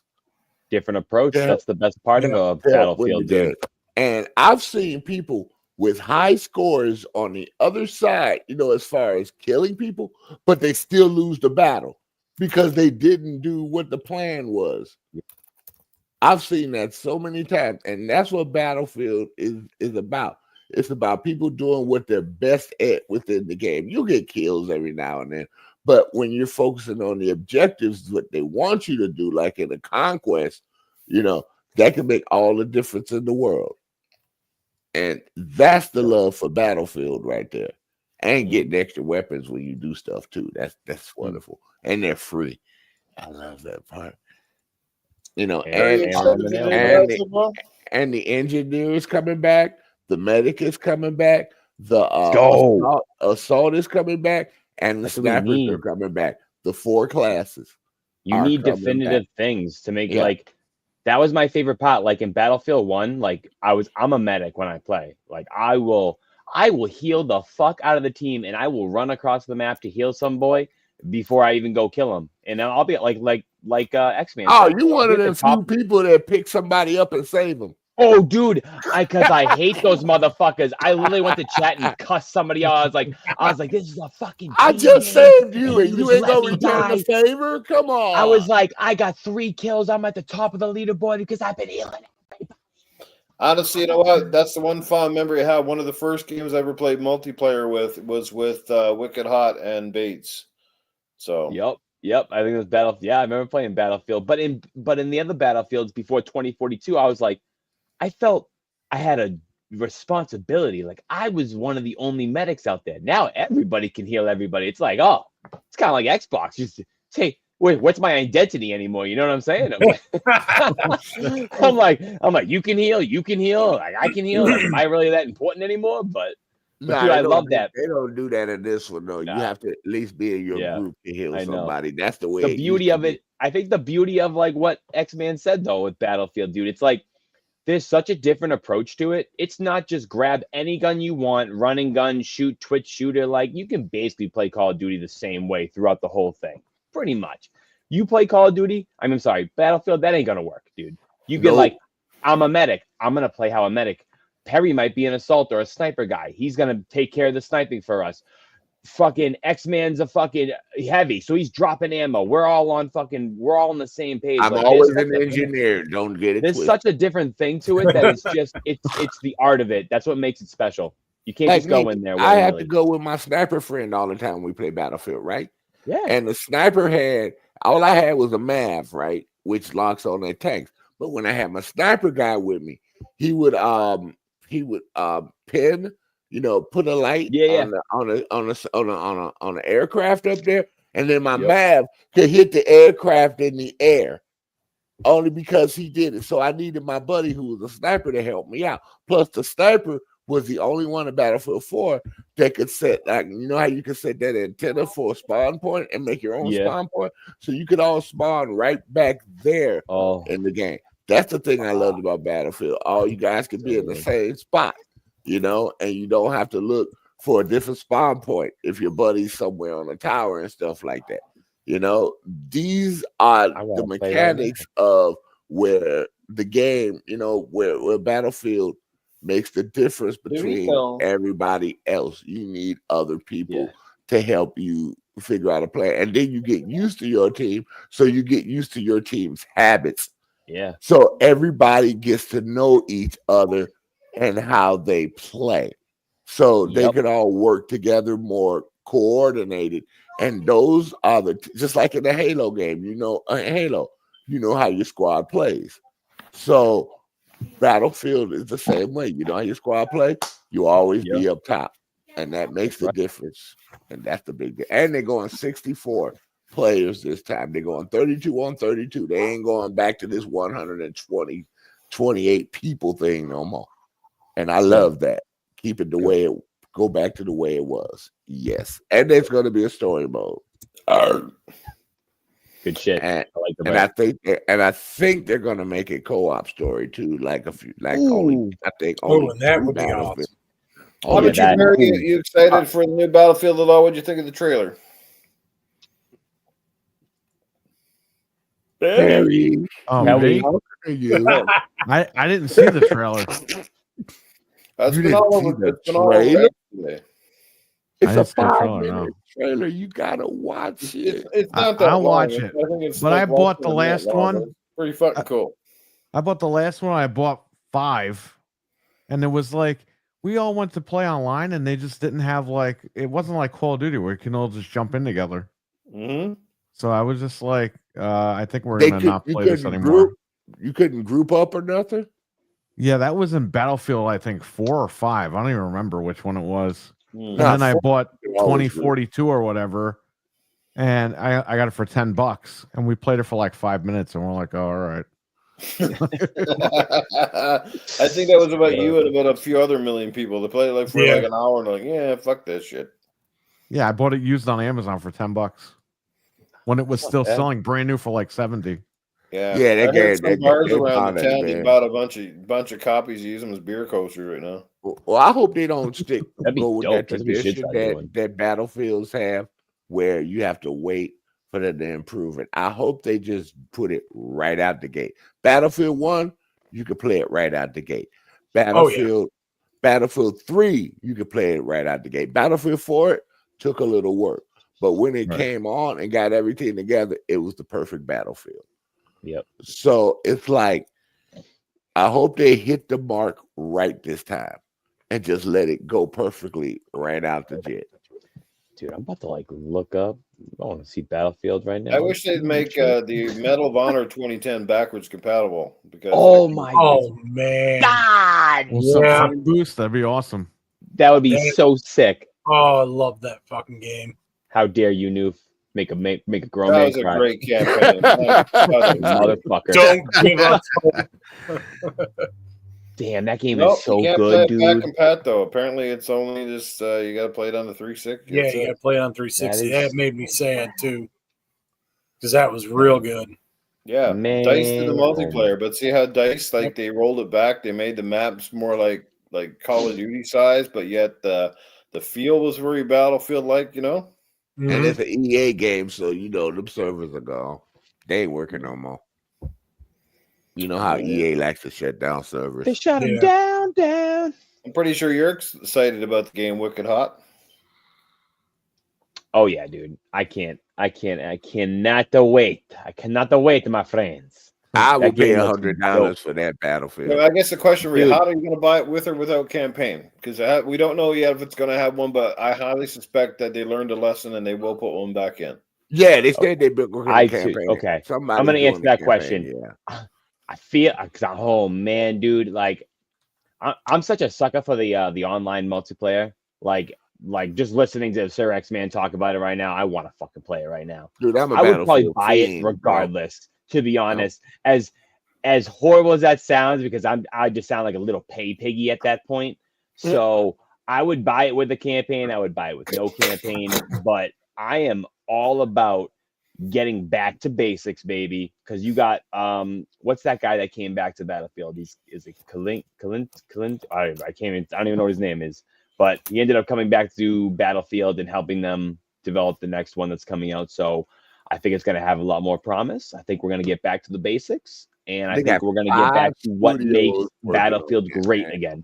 Competition's going to breed better games, baby, and that's all we need. And Criterion there to do all the destruction. Oh my God! The destruction looks amazing too. Nasty. That looks dope. Oh, I just can't wait. Graphics are going to be right there. You know they're going to be up to par. Let's just hope that the studios making it just hold up their end of the bargain, and when it comes out, it's a playable game. And yeah, I just want to use my MAV and blow ships out of the water again. That was so much fun. Blow boats out of the water. But yeah, I'm excited, man. I'm excited. That'd be awesome. Oh yeah, man, it's looking great. Proto, yourself, highly anticipated. Buying it with man. campaign? I was I watched a little trailer. Everything looked really good. That the destructible environments look pretty good, and everything they're saying the right things, right? Bringing it back to like Battlefield 3 and shit, and it's if it comes out good, I'm excited. Definitely going to get it, but yeah, it's because it seems like it's going to be right in my Battlefield wheelhouse. Ooh, yeah. Oh yeah. Cool. Well, I'd say overall, it sounds like there's quite a bit of anticipation here from this panel and our guests as well.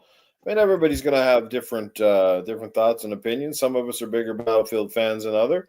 I would say Sir X-Man's probably one of the biggest in here for sure. But I think we're all pulling for these guys to get back on track.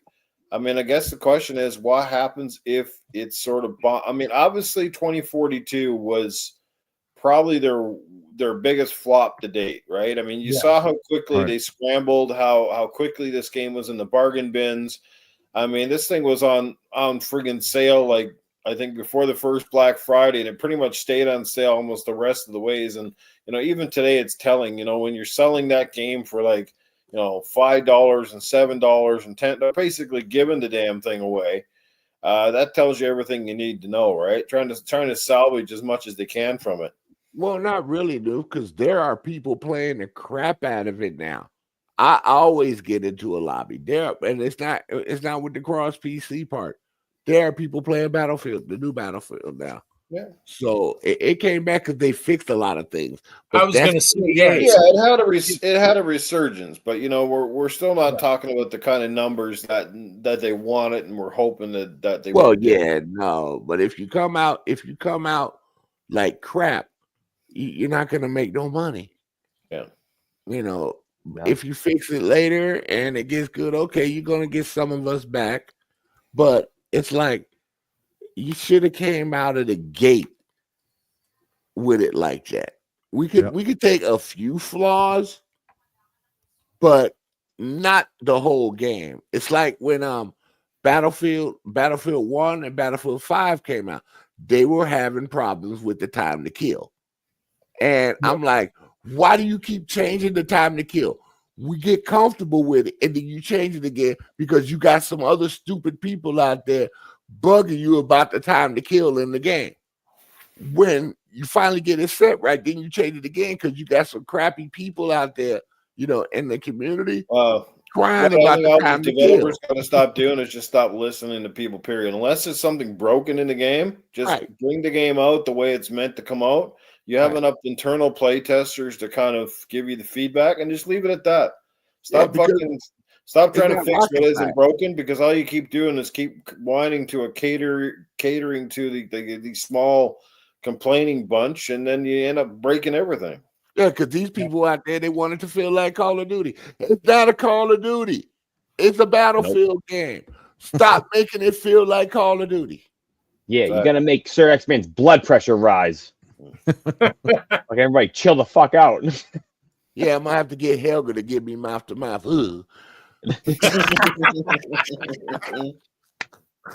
Don't worry, X-Man. I'll send the guys that worked on me over, and they'll get you right. What to think about that, man? Any further thoughts on Battlefield here, everybody? It's gonna be hot, and I'm getting it day one. And Perry, I downloaded that Marvel vs. Capcom. I gotta do that. Right. I gotta do that when we sign off. I gotta download that game, dude. It's gonna be lit. And my Tomb Raider 3, 4, and 5. I had to put them in there to skip it. Smaller topic, I guess, but just want to know how you guys feel about it. We'll start with our guest, I guess, first, and that is that if you haven't heard the news, some of the lead writers behind Dragon Age the Veilguard have been let go through BioWare. So what do you think's going on here, and what does this mean for the company? It sounds like there's a lot of heat riding on the next Mass Effect now after Veilguard basically has not lived up to sales expectations. Yeah, I mean, it's sad. From what I've read reports that BioWare is basically down to 100 devs. Yeah, and it's just it's sad overall because how are you going to make Mass Effect 4 big with 100 devs? Yeah, that just doesn't make any sense to me. But maybe they moved a bunch of devs to other departments, and they're bringing in when Mass Effect gets going, they're going to bring them all back in. I don't know. I guess for those of you that were hoping for DLC, nope, not happening anymore. The writers are gone, right? Hopefully Mass Effect has its own team of writers, and this didn't affect the Mass Effect people, because I know that a lot of people are expecting a lot out of Mass Effect 4. So that's what I'm hoping is happening. But I mean, if a lot of people didn't buy the game, well, we don't need to expand the story. So buy writers. Axel, I mean, the reviews for this game were largely favorable for the most part, and people I've talked to have said they've enjoyed the game. So how much of this rides on the propaganda or the media focus that was centered around, again, the writing and a lot of the stuff that was involving with some of the characters and their story arcs? You think that played a large role in this what's happening now? I'm not sure. I didn't play Dragon Age Veilguard. It's I didn't play it, so I have no idea what the story is about it. But it came out to okay reviews. Some people loved it. I know that the reviews are one thing, but I know that on the gaming circles, people were very polarized. Some people loved it and some people hated it. Mm-hmm. Like, they despised it, and some people are like, this is the best one ever. What are you talking about?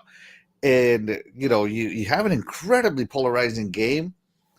But when the big content creators, negativity sells, when the big content creators are on the I hated it train, well, they're influencing their followers, and they're not going to buy it. And maybe that's what ended up happening. Well, our pronouns for that game was DNB, did not buy. Yeah. Yeah, I mean, Dragon Age DNB. Yeah. I've never heard that before. Jesus Christ. That was my pronoun for that game. I did not buy DNB. DNB. Yeah. DNB, so it was DOA. DOA. Yeah. Oh my goodness. So yeah, I know some people loved it. I know some Good. people hated it. And Oh my god. it's sad that those people get let go. But I mean, if you're not going to make, if you didn't sell enough, and therefore, you know, what 10% maybe buy DLCs. Like let's just be honest, right?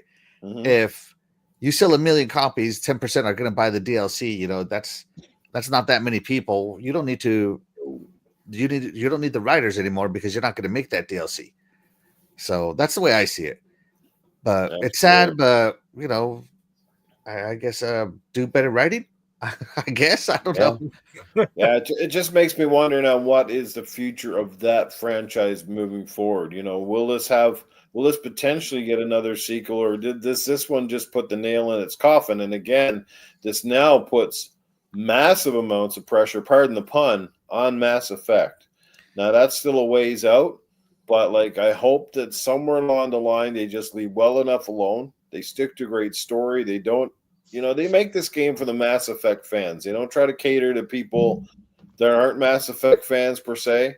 Just make a great game. Give us the characters we know and love. Yeah. You know, make the graphics and play control outstanding.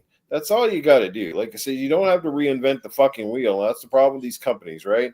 Is that they get these great games and then they start going off to cater to audiences that don't care about them to begin with. So just stay the course, man. That's what you got to do. Unfortunately, game companies are finding this out the fucking hard way. And it's only going to get worse for them. They don't learn it soon. There are going to be lots of big losses here. Yeah, And it's also a loss for gamers, right? Yeah, EA is one of those companies that they want the cash cow, and if your game doesn't end up feeding that cash cow, you know you're gone. I mean, as a developer, and EA is not afraid to shut down developers. I mean, it became a meme that if EA bought you, you were going to get shut down because the cash cow left. You know. Yeah. So EA wants the cash cows. You know, they want their Maddens, their FIFA, what is it now, football clubs or whatever. They need the cash. Yeah. I mean, a lot of games and if are you're not less going to feed it, EA's if also not going to be stated part of it, that you're gone. the latest FC game did not hit its sales expectations. Yeah. So they're seeing it in different places, and I mean, it's about time some of these sports games started not hitting sales expectations because they need to take a rest for a couple of fucking years and go back to the drawing board. Yeah, make up some new shit. Right? Dang it. Bring back Mutant League football. It will sell. Oh, there you go. Give us some Mutant League. Yeah. Sir X-Man, you look like you're crying over there with Dragon Age. Actually, you're probably thinking the game is called Old Age, but I don't know. I don't play Dragon Age games. The only thing that's dragging your house, your dick is dragging on the floor? Nah, I'm watching something real quick. He's watching the Battlefield trailer with his rat in his hand. He's fucking going The down. second one. I'm watching the second trailer. Play through the Battlefield. They got another one out. They not. He's gonna come back on camera with a whole like army outfit. They are not playing. That'd be Got his dope. fucking camouflage on when he comes back on the screen. Yeah, I can't see him. He's like John Cena. I can't see him.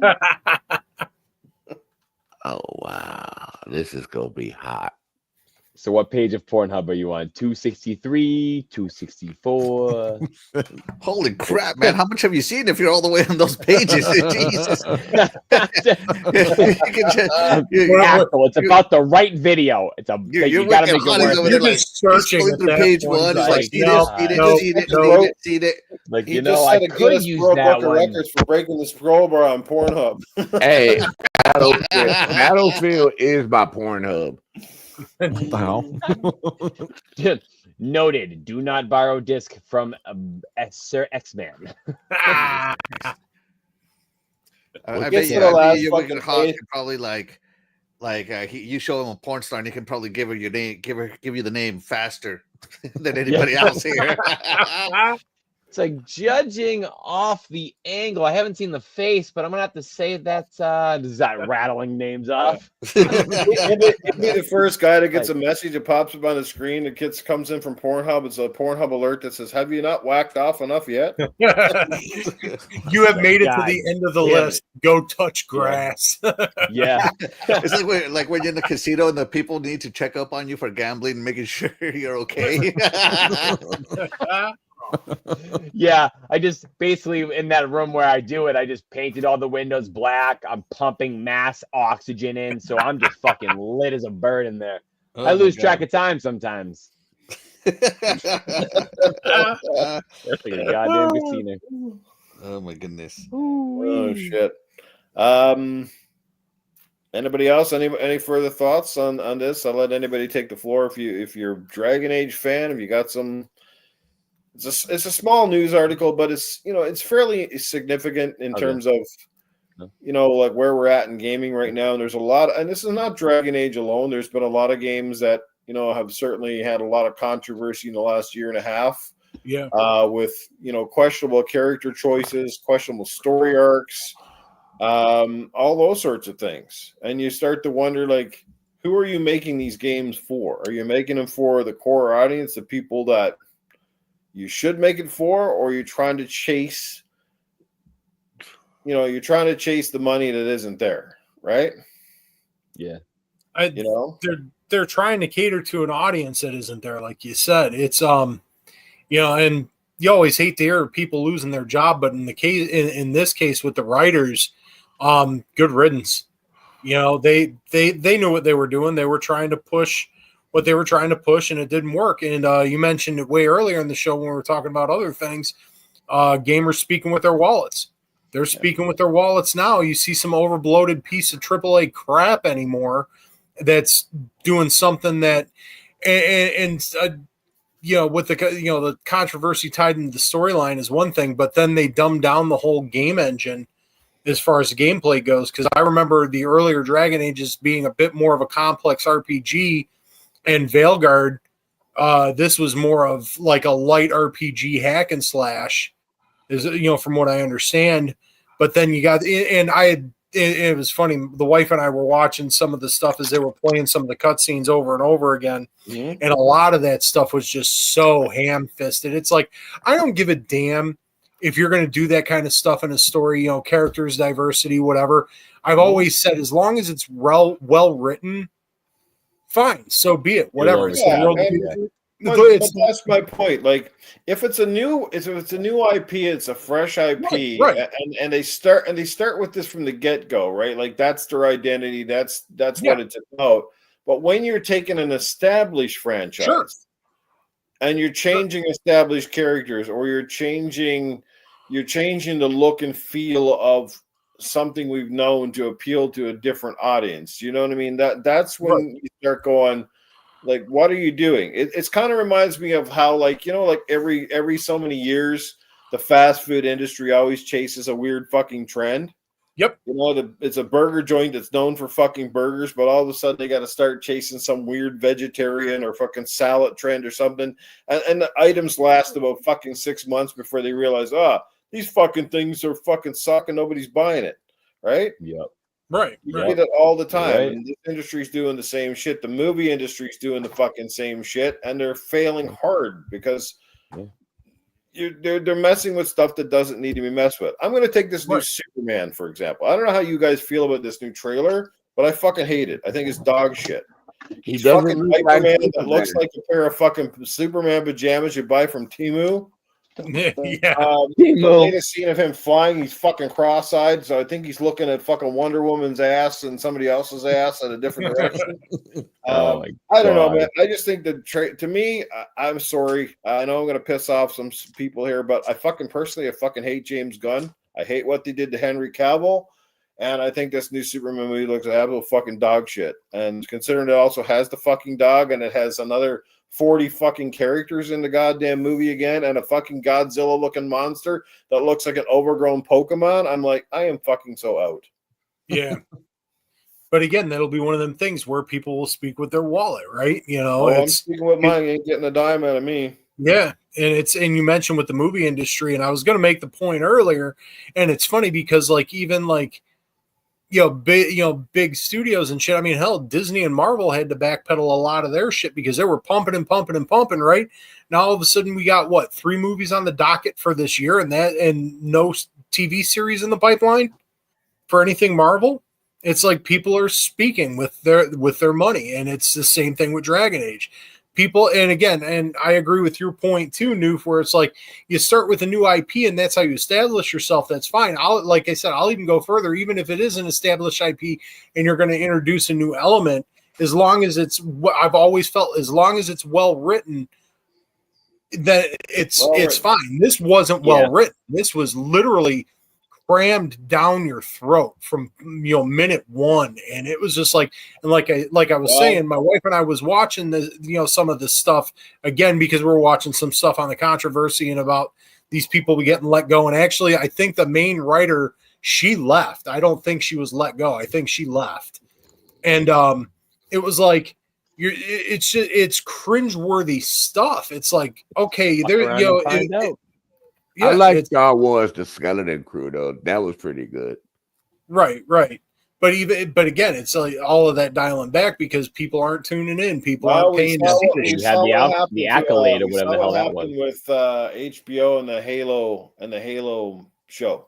Right when it was getting good, because perfect example. Halo should have been a massively successful show. It's dead after 2 seasons. Why? Because in my personal opinion, being a Halo fan, they just made one too many liberties with the lore and the character. They shit all over it. I didn't even have a big issue with the actor so much, but I mean the fact that he had his helmet off more than he had it on. Like there was just so much bullshit in that show. It's like, who the fuck are you making this for? You make it for the Halo fans, not for fucking weird ass people that fucking never played the game. And even if you're going to do that, if you're going to reintroduce it to a wider audience, stay faithful to its source material. You know what I mean? Before Reach, though, so that's why they set it in that timeline. That's the issue. So they figure, okay, no one knows what happened before Reach. Reach was actually the beginning, so that's why they did it like that. But you had that stuff established in novels, though. Right, and novels. Halo was established before Reach back in Harvest. Well, Axel, you're one of the biggest Halo fans here. How did you feel about the show overall? Was it decent? Was it just they missed the fucking mark? What happened? I was going with it up until the season finale of season 1, where Chief finally fought like Chief should have. Yeah, but he was taken over by Cortana. I'm like, that's the way he should have always been fighting. Right? It was just weird that it's like, oh, now that Cortana's taken over, she could fight way better than Chief can, and that's a bunch. I don't know. I lost it there, and then season 2 started, and they removed Cortana from him somehow. Yeah. She's now imprisoned. Chief is going through Cortana withdrawals, which I guess is normal, right? But then you see that they don't use the armor. A lot of the scenes are without the armor and stuff. And if there's one thing I've known in shows, that if you can't use the outfits that are meant there and you're trying to build it on drama, it's because you don't have funding anymore. Right. I mean, just being honest, season 2 was heavily underfunded. The fact that Xbox didn't take care of their IP again, rake, stepping on that rake. Yep. Yep. And I agree with you. That show should have been for Halo fans, not for people who've never seen a Halo and they just want to see a different side of Chief. All we saw was Master Chief. Chief. And the thing is, with Halo 2, they've had that extended media also. Like the Forward Unto Dawn movie was awesome. Mm-hmm. The Halo Legends stuff was really good. Yep. I mean, they knew how to do it. It's just they crapped all over the franchise with that, as far as I was concerned. It's. And it amazes me because there's so many books out there based on there's books on Mass Effect, there's books on Halo, there's so much content out there from really, really great writers that they could have used that material to make really good shows and TV, but instead they just buy they I don't know who the fuck they hire to write this stuff, but I mean a lot of the shows, the success or failures depends on the writing. Well, yeah. You see it all the time. You saw how the Walking Dead show fell apart after a while because it looked like they ran out of fucking ideas, and it just became a mundane fucking show. It started really good, and then like you see it, their popularity dropped off massively after like season 7 and 8. I have to say this: I've watched pretty much every video game movie that has been out, and to me, I think the Fallout video game adaptation of the series is pretty much the best I've ever seen as far as adaptations of a video game. Period. Point. Yeah, I've heard that too. I haven't gotten around to watching the Fallout series yet, but I've heard. Oh my like the most God, faithful. you gotta watch it. Oh, I know it's on the list, man. It's there. Other than that, it's the first Mortal Kombat. Yeah, first Mortal Kombat. Right there. Yeah, but Fallout blew me away, dude. That show actually that might have been one of the best takes on a video game I've seen, to be quite honest with you. Yeah. They respected the IP for sure. Now, I think Fallout itself, though, leaves itself a lot more room for interpretation, and that's the thing. Well, yeah, that I can see that too. But this was after Vegas blew up, though, so Right, at least they put it after Vegas. See, like, so yeah, they were still telling a story that was being told in the games. The Last of Us show is not bad in my opinion, but I still don't like the casting. I didn't like episode 3 with those two guys. And I like Pedro Pascal, but considering that those two actors look and act virtually nothing like the game characters, it's like, how did you do that? They got him playing in everything. He's gonna be the new Reed Richards. I mean, come on. Pedro Pascal is still gonna be in more shit than fucking than what's his name, Samuel L. Jackson. I'm still waiting for him to be for the new season of Mandalorian. That's what I'm waiting for. Samuel L. Jackson and Pedro Pascal have almost been in more fucking shows and movies now than John Holmes was in Vaginas. Whoa. That's a lot of vaginas. I just wish they casted Ellie better. I mean, she can act like Ellie, but that ain't my Ellie. No, there's so many great actresses out there that like you look and they could have played the part perfectly. They could have just looked more like Ellie. Like, you know what I mean? Acting like Ellie is one thing. It's not that hard. But the Fallout she's supposed to get older, right? Looks like she's 10. The thing about the Fallout game is they didn't have enough creatures. They had like one episode with creatures and then one episode with a whole bunch of creatures in the town, right? And I'm like, okay, that's all we're getting. That little girl, that one that's playing Ellie, she got more forehead than some of those clickers. Oh my God! I don't know. At the same time, I've learned to just work my way around it. It's like it is what it is. But anyway, I'm off way the fuck off topic. No, you're not. We're good. Whoop, whoop. Was it weird that I liked the Gran Turismo movie? That was a good movie. I thought it was good. I mean, it's not really based around a game per se. It's got the game in it. It's about, based on a real true story, which is kind of cool. And then the Twisted Metal movie, I'm waiting for season 2. The series, I'm waiting for season 2. I thought I wasn't gonna like it, but I actually like season 2. I mean, Twisted Metal. That shocked me. Yep. Yeah, Twisted Metal is definitely good. But then, I feel like they did a real good job with the writing and the casting on it anyway. Yep. Yeah. By the way, speaking since we're on these TV shows, has anybody watched this one that's on Amazon Prime right now? It's called Secret Level. I hear it's good.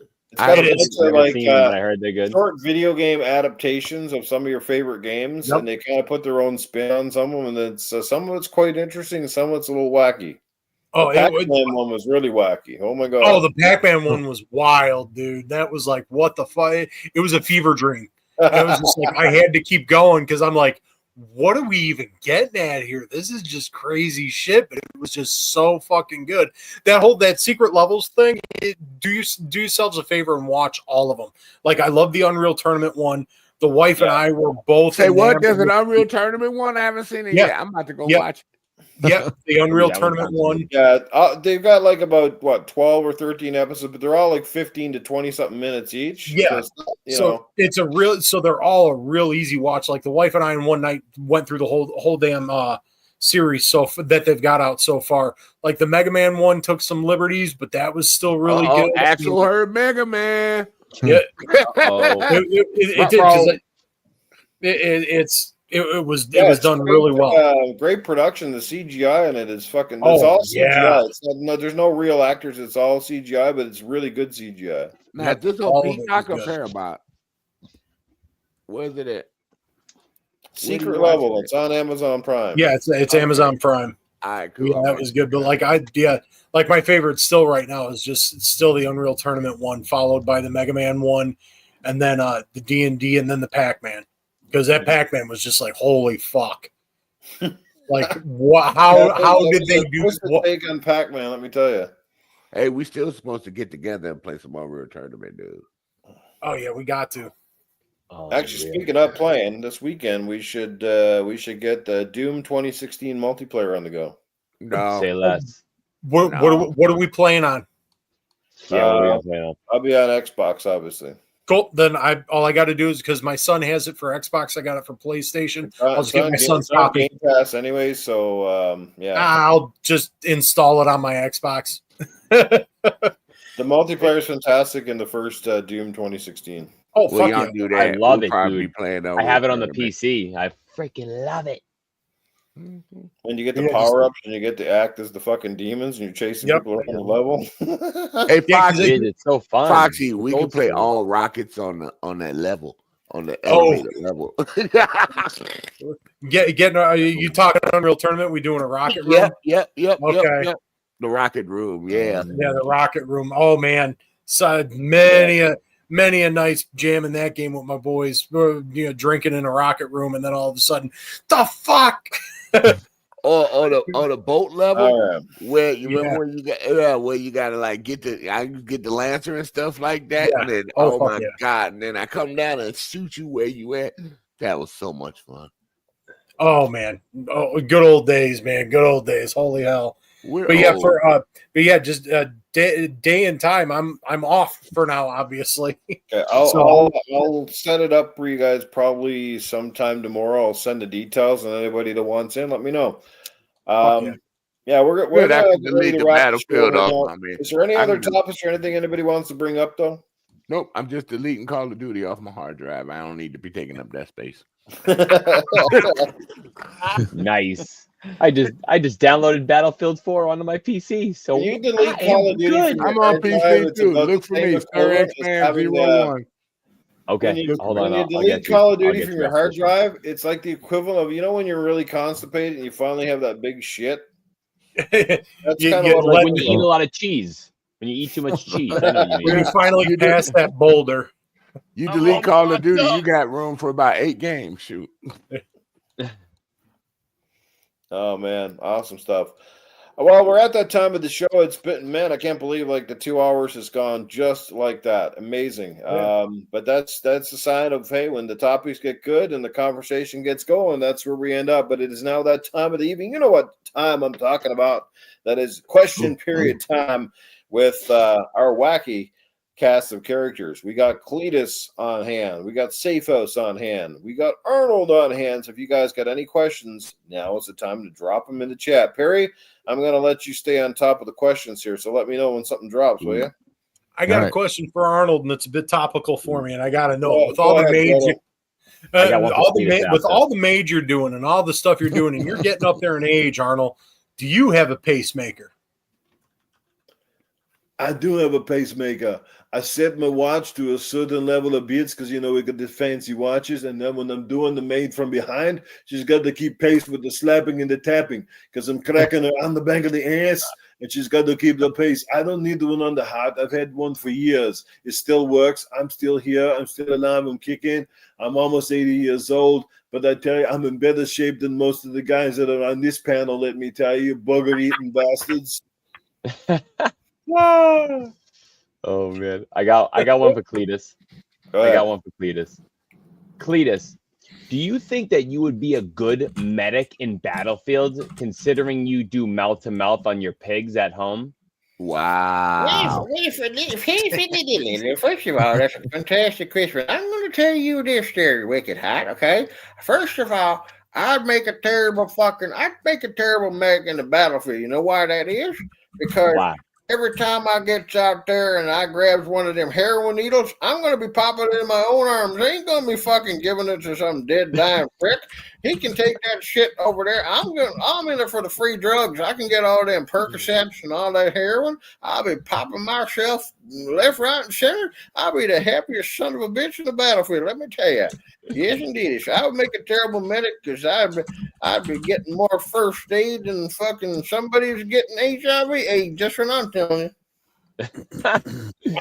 Where's the medic? He's nodding out. He'd probably be giving mouth to mouth. That's what he'd be getting, mouth to mouth. Yes, I know. I'm saying I can't wait for new Semitic. I'm just gonna fake dead, like in the Sandlot. It's gonna fake. Perry's got a question. Arnold, will you be getting Forza Horizon 5 at the PlayStation for the maids? That's a great question. I don't let the maids close anywhere to my video game systems because they're all dirty sluts and I don't want them touching anything. No, I will put their ass over the horizon and I will bang them until the sun comes up. That's all that's going to happen in my household. Jeez, we got one from Axel. Arnold, who's hotter? 2B, Nier Automata, or E from Stellar Blade? Oh my Christ, that's a fantastic question. I'm going to ask my left testicle versus the right testicle. I'm going to see which one dries up faster than the prune. I'm going to give the advantage to Stellar Blade because, I mean, Eve over there, she's got all these great outfits and she's got an amazing rack. But at the same time, you got to love it with 2B because the girl is blindfolded. And that's how I want all my women back on them blindfolded. You can't see shit, can't hear shit, but you can smell other shit. Okay, it's a little bit question. Scary. That is scary. We have a question from the Iceman. Hey, Arnold, if you was the boss for Xbox, would you put games on Sony?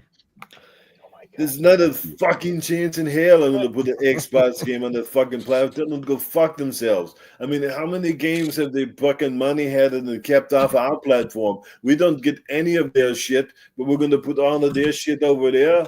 I mean, no. When you come to my birthday party, you're going to eat my cake. I'm not sharing it with you. You know what I mean? These guys are crazy. I don't know what they're so money hungry over there at Microsoft. I don't know what the fuck they're thinking. They only had to do it. It's like Proto Foxy was saying earlier. You put Call of Duty as exclusive on there. And even if they couldn't do it for a while, maybe the timed exclusive. But, if they really played their cards right and they wanted to play hardball, I guarantee it, they're going to have more Game Pass subscriptions. They're going to sell another consoles. And look, I would come and happily do some cameos for them and tell them how it's going to go down. It's Xbox for life. Not Xbox with my wife. Now, stop putting your fucking games everywhere. We have a question from Anthony for Arnold. Arnold, are you going to smack the maid's ass in Marvel vs. Capcom now that it's on Xbox? Xbox rocks. Come on, Capcom versus Marvel. Let's do it. I'm going to be the Hulk, and I'm going to smash your ass into the ground and play with all of the ladies. Of course, I'm going to smack at the maids there. Is there a maid in the game? Because if it is, you can sign me up. I'm going to buy it immediately. Hey, Arnold, if you were in band camp from American Pie, whose ass would you shove the tuba in?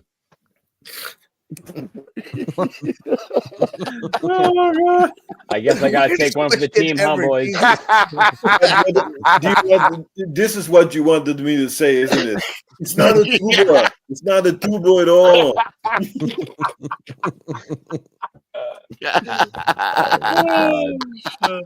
Yo, we got a question from Axel, and it looks like it's directed towards me. For you. Let me answer this real quick. It says, UrW1cked HaWt.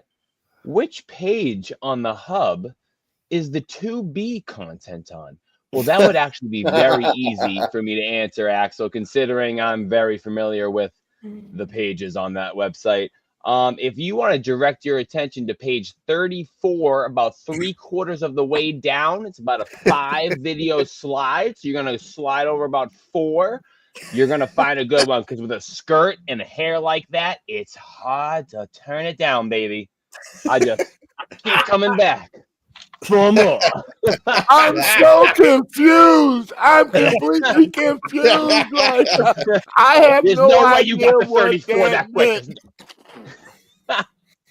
I like it how I only Man. asked for the page, but he's like, "Oh yeah, you go to this page, this Yeah. section, and then you And you're- slide over 5 times." And if you're Well, right at Axel, the I end- think you need a GPS to get there. I was gonna Yeah. say he's being very thoughtful that he's giving Yeah. you the specific direction, so you don't need the GPS. Yeah, exactly. I mean, the ending of the video is quite watch worthy, but I'm gonna have to direct your attention also to minute 5:56 is where it really heats up, my friends. Oh man, it feels like winter because the heat is cranked, baby. It's hot. It's hot. It's wicked hot. That's what it is. Hey Arnold, are you gonna check this out? I will be there immediately. I've already got the page. I've already got the page saved to my favorites. I will be on it. And we got a little guy who just wants to squeak in and say something. What's going on, you bunch of fucking cockheads? And nobody ever got no fucking questions from me. Why you afraid of the answers? Let me just fucking tell you this. Afraid you're gonna hurt your throat. And it's about fucking time. The fucking Axel, that fucking cockhead's got his fucking ass over here on this fucking podcast. God damn it. Yeah. You guys is fucking amazing. Love seeing y'all on the screen too. Y'all a bunch of handsy, bunch of fucking cockheads. And you even got fucking Sir X Man down there with the fucking snazzy ass fucking goatee, man. Honestly, God, you guys are fucking crazy. I love the conversations tonight. The chat has been fucking on fire. The chat's been like fucking hemorrhoids on my ass. There's and tell you the scratching and heaving and squeaking and breathing, baby. Let's go. Yeah, but fuck Xbox, fuck PlayStation, fuck all that shit. I'll get myself a fucking Steam Deck. That's what I'm talking, because I'm always popping out Steam anyway. That's what I do here. Jesus, safe how Sam sounds like how Phil Spencer looks these days. He feels lonely. Don't he Fucking feel lonely? rough, my friend. I wanted to tell you, you know what's going on, because fucking Phil Spencer, he's auditioning for the sequel to the movie Thinner. Yeah, just like my patience is the sequel. It's just getting thinner. That's what fucking he's secretly fucking trying for that role, or perhaps I don't know. Maybe I heard he's trying up for that one. And fucking Satya Nadella, he's fucking trying up for the next version of It. I still haven't watched that movie. Motherfucker, he's living in the fucking sewers. That guy, I tell you, son, this guy, he's down in the fucking He's sewers. turned into a ninja turtle. He's turned into a ninja turtle. Yeah, but it's not the Living in the green. sewer? It's not the green goo. It's more of a white sticky goo. It's different. Oh dear. Oh Lord! What's happening to me? Well, great show, everybody. We're gonna wrap it up. Everyone, again, chat. You guys have been amazing. It's been a great show. The time has flown by. Let's start by letting our esteemed guest, who I'm glad can make it this week, Axel. It's always a pleasure to have you, my friend. I hope you enjoy your time on the show, and certainly wish you all the best moving forward. Like I said, love what you're doing with your podcast, and you're one of those guys that certainly deserves a lot more love than you've been getting. But keep at it, man. It's a long grind. I mean, look at me. I've been 10 years and counting, and I'm fucking still grinding, but I'm having fun doing it. My shows have changed over the years, and I got some things in the works as well, but glad to be back at it with this amazing cast and crew. But Axel, let people know where they can catch up with you, my friend. Yeah, so people can find me on the Iconic Video Games channel, all one word, Iconic Video Games. I host the Iconic Video Games podcast every Friday night at 8 p.m. Eastern, and Good Morning Xbox that I inherited from Noof Nukem, actually. Thanks, Noof. Shout out to you. Mm-hmm. The Good Morning Xbox every Sunday morning at 9 a.m. Eastern. So yeah, thanks so much for having me, Noof. Always a pleasure. And of course, Proto Foxy, nice to meet you. Perry, always a pleasure. Sir X Man, always a pleasure. And you're wicked hot, man. I'm glad you finally got your podcasting debut. Shout out to Noof for always giving all these guys their podcast debut, including me. Man, hell yeah, dude. This man has made more podcast personalities Thank you. than your wicked hot has looked at pages on the hub. So. Yeah, that is Please come. Oh man. I guess we just got to call new daddy now. Speaking of great guys in the chat, That ain't ever gonna happen. Mental 9R's in the chat. What's going on, brother Mental? Good to see you, man, and we got to catch up with you real soon. We got RWK coming in hot and heavy with one more super chat before we close the show. He drops $1.99. Take it away, Game Complainers. Fire show, awesome panel, fire with $1.99 super chat. Thanks, RWK. Awesome, man. I really appreciate it, guys. Like I said, super chats are greatly appreciated, but not required. But like I said, I love seeing the support for the show, and it is very, very much appreciated. And like I said, hopefully, like I said, this year for sure, there will be some sort of giveaway coming up in the near future when we get a few more things going. But definitely want to do some cool giveaways coming up. Let's get over to obviously the panel now as they do their exits. Wicked HaWt looks like he took off and went somewhere. Oh no, I'm right here, boys. I just saw ice shit or something, dude, but yeah. No, dude, I saw fucking Hubman's comment, so I figured for my outro, I am the Hub King. I knew he was going to get that. I am the. I am that man a chicken nugget. You got the crown.